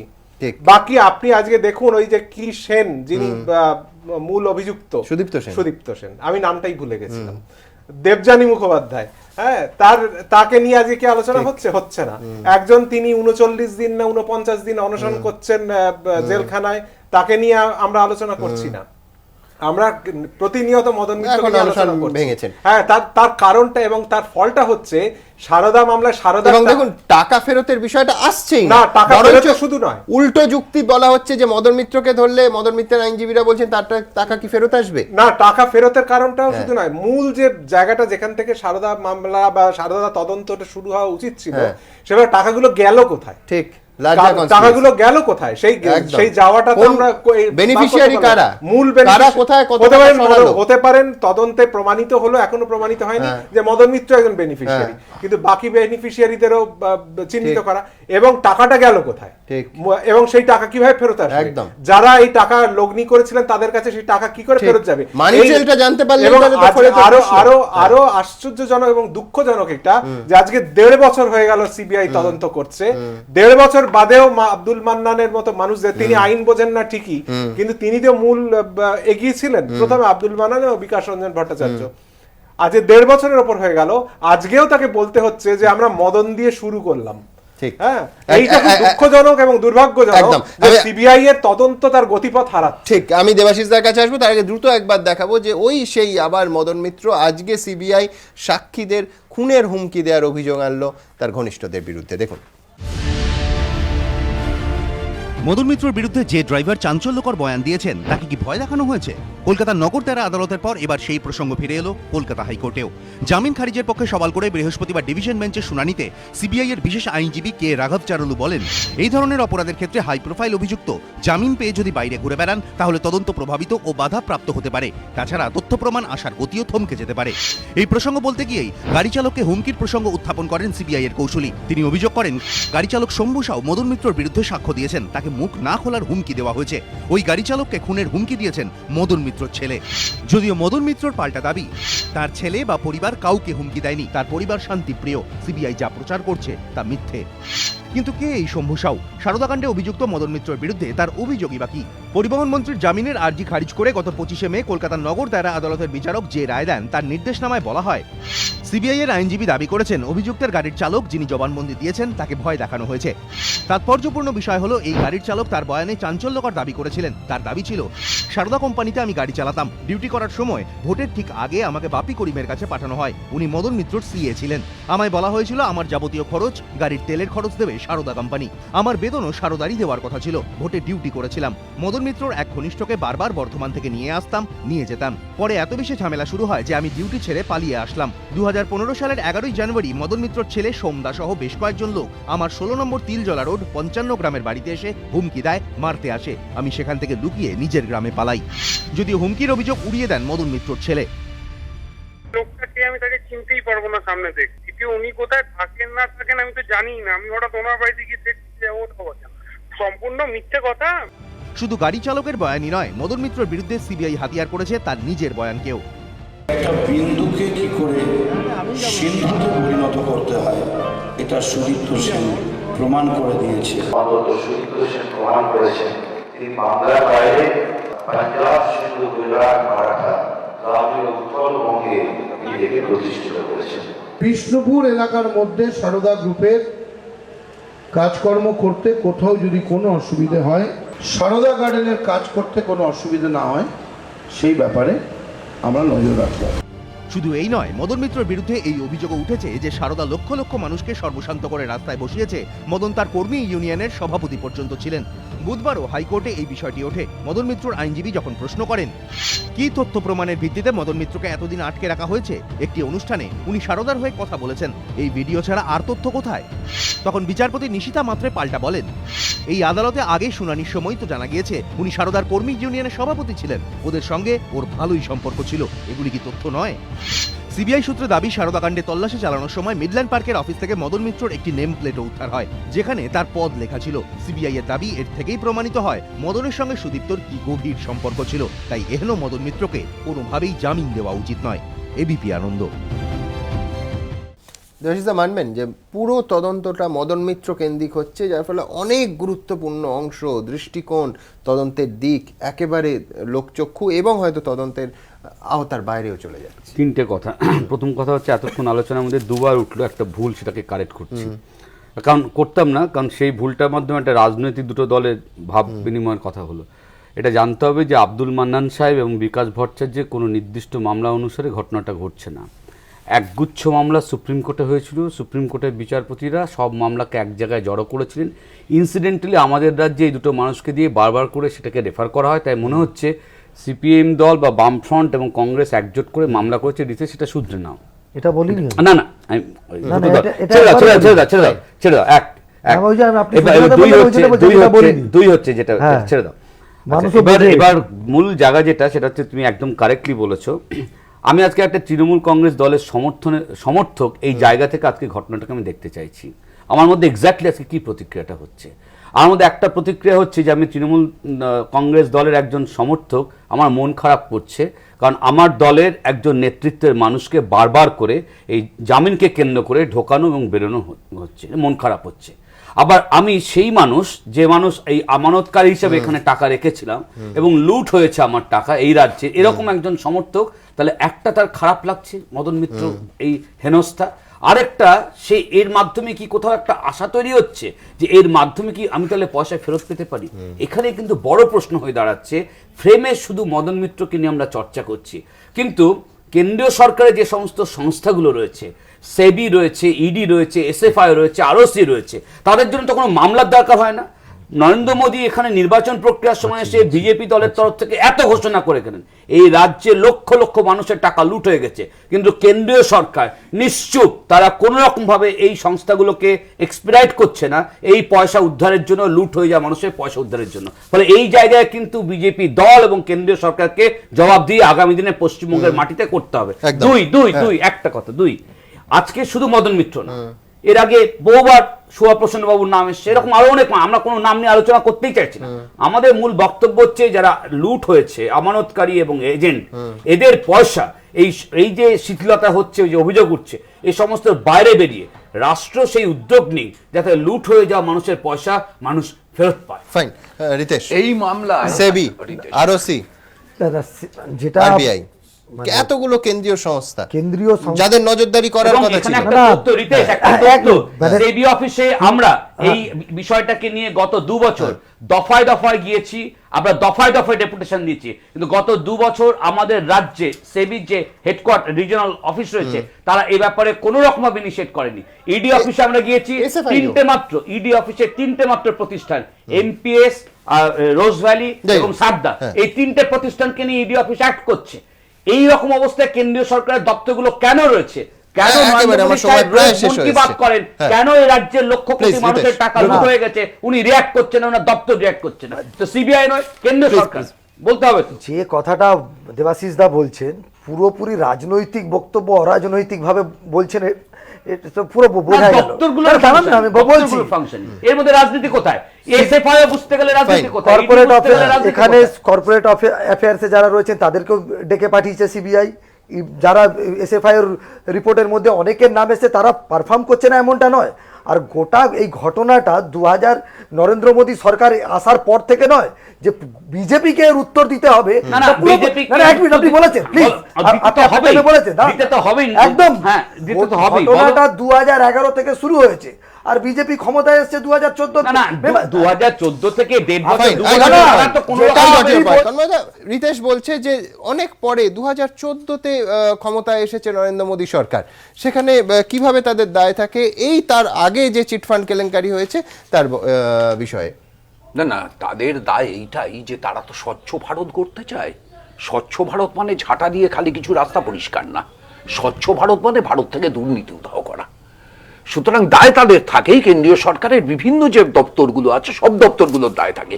কিন্তু আমি যে কথাটা বলতে চাইছি সেটা হচ্ছে যে আরেকজন অ্যারেস্টেড পার্সন, তৃণমূল কংগ্রেসেরই সাংসদ কুণাল ঘোষ তিনি বহুদিন ধরে বলছেন যে সারদার অর্থে যদি কেউ সবচাইতে বেশি লাভবান হয়ে থাকে তিনি হচ্ছেন রাজ্যের মুখ্যমন্ত্রী। আমি বলিনি, রিতেশের পার্টি বলেনি, আব্দুল মান্নানের পার্টি বলেনি, বিপি আনন্দ বলেনি, বলেছে কুণাল ঘোষ তৃণমূল কংগ্রেসের সাংসদ। কিন্তু আজ পর্যন্ত তাকে কখনো কোথাও জেরা করা হলো না। আর এতদিন ধরে, শেষ বাক্য, এতদিন ধরে হাসপাতালে প্যান্ডি আর একই কোম্পানির 3 কম্পোনেন্টের নাজাল ড্রপ, এখন প্যান্ডি তো এই পেনটা ডিটেক্ট করতে পারবে না, আর 3টে কোম্পানির নাজাল ড্রপ তৃণমূলের নাক মুখের দুর্গন্ধ দূর করতে পারবে। আমি দ্রুত একবার বিকাশ রঞ্জন ভট্টাচার্যের কাছে চলে যাব। বিকাশ বাবু, আমার মনে আছে নিম্ন আদালতে যেদিন মদন মিত্র জামিন পেলেন আপনি বলেছিলেন যে এই জামিন অনৈতিক এবং দেখবেন উচ্চ আদালতে এই জামিনের খারিজ হয়ে যাওয়ার প্রবল সম্ভাবনা। আজকে এক্স্যাক্টলি তাই হয়েছে, কি বলবেন? হ্যাঁ, আইনসঙ্গতভাবে এটি হওয়া উচিত ছিল। নিম্ন আদালতের বিচারক কি করে জামিন দিলেন সেটা আমার কাছে বোধগম্য তখন ছিল না। আজকে বিচারপতিদের কাছে হাইকোর্টে বোধগম্য হয়নি। আশঙ্কা হতেই পারে যে সেই বিচারক কোনো কারণে এই ধরনের একটা জামিনের আদেশ দিয়েছিলেন, তিনি সিডি না দেখার মতো উদ্ধত্ত দেখিয়েছিলেন, সিবিআইকে সময় না দেওয়ার মতো উদ্ধত্ত দেখিয়েছিলেন। কি করে করলেন এটাও একটা বিস্ময়কর, এই বিষয়ে তদন্ত হওয়াটা প্রয়োজন। বিকাশবাবু, আপনার কাছে দ্বিতীয় যেটা আমার জিজ্ঞাসা থাকবে সেটা হচ্ছে যে এই স্টুডিওতে গত 2 ঘন্টা ধরে বারবার এই আশঙ্কাও শোনা যাচ্ছে যে মদন মিত্রের শুরু আর মদন মিত্রের শেষ, এমনটা হবে না তো? আজকে এখানে মামলার অন্যতম আবেদনকারী হিসেবে সেই আশঙ্কা কি আপনার মনেও প্লে করছে? না, আমি সেই আশঙ্কা মনে আদৌ প্রশ্রয় দিই না। তার কারণ আমার এখনো আস্থা আছে ভারতবর্ষের বিচার ব্যবস্থার উপরে। মনে রাখতে হবে এই তদন্তটা হচ্ছে সুপ্রিম কোর্টের নির্দেশে। মনে রাখতে হবে সুপ্রিম কোর্ট এর আগে যখন মামলাটা শুনানির জন্য উঠেছিল, বিভিন্ন কারণে রাজ্য সরকার থেকে পুলিশি সহায়তা দেওয়া হচ্ছে না, তাদের লজিস্টিক্যাল সাপোর্ট দেওয়া হচ্ছে না ইত্যাদি কারণে যখন সুপ্রিম কোর্টের বিচারপতির কাছে বিষয়টি আসে, তিনি তখন আমাদের অভিযোগ শুনে বলেছিলেন সিবিআইকে, ভুলে যাবেন না যে আমরা কিন্তু প্রয়োজন মতো আপনাদেরও টেনে ধরতে পারি, তদন্ত ঠিক মতো হচ্ছে কিনা সেটা দেখবার ব্যাপারটা আমাদের কাছে খোলা আছে, অর্থাৎ আমরা মনিটর করব। এখনো করিনি তার মানে এই নয় করব না। এই সামগ্রিক দৃষ্টিকোণ থেকে আমার মনে হয় সিবিআই একটি সারা ভারতের খুব প্রতিষ্ঠিত তদন্তকারী সংস্থা হিসেবে যদি নিজের বিশ্বাসযোগ্যতা প্রমাণ করতে চায়, এই সারদা তদন্ত, চিটফান্ড তদন্তের ক্ষেত্রে তাদের সবচেয়ে বড় সুযোগ বিশ্বাসযোগ্যতা প্রমাণ করার। তার কারণ তাদের পেছনে সুপ্রিম কোর্টের আশীর্বাদ আছে। সেক্ষেত্রে কোনো প্রশাসকের নির্দেশে তারা চলবেন, এই ভুলটা করবেন বলে আমার মনে হয় না। অনেক ধন্যবাদ আপনাকে। কোনো সন্দেহ নেই যে সাধারণ মানুষ বিচার ব্যবস্থার ওপর সম্পূর্ণ শ্রদ্ধাশীল এবং এই ভরসাটাই রাখতে চাইছেন।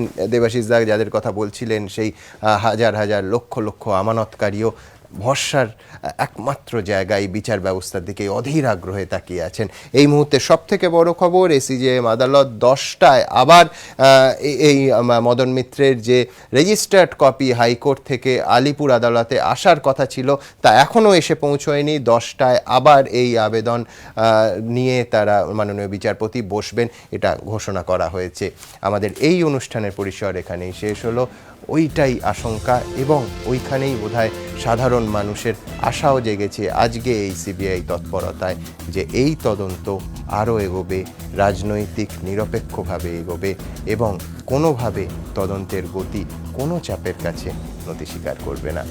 আমার সময় এখানেই শেষ। ভালো থাকবেন। শুভরাত্রি।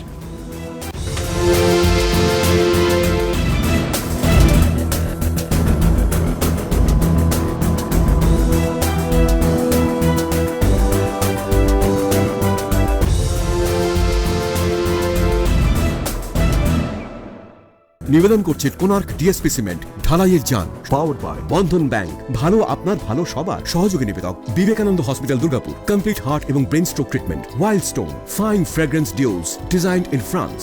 লয়েড এলইডি টিভি, जो दे खुशियों की गारंटी। এবং চম্মুল ফার্টিলাইজারের উত্তম এনপিকে 10-26-26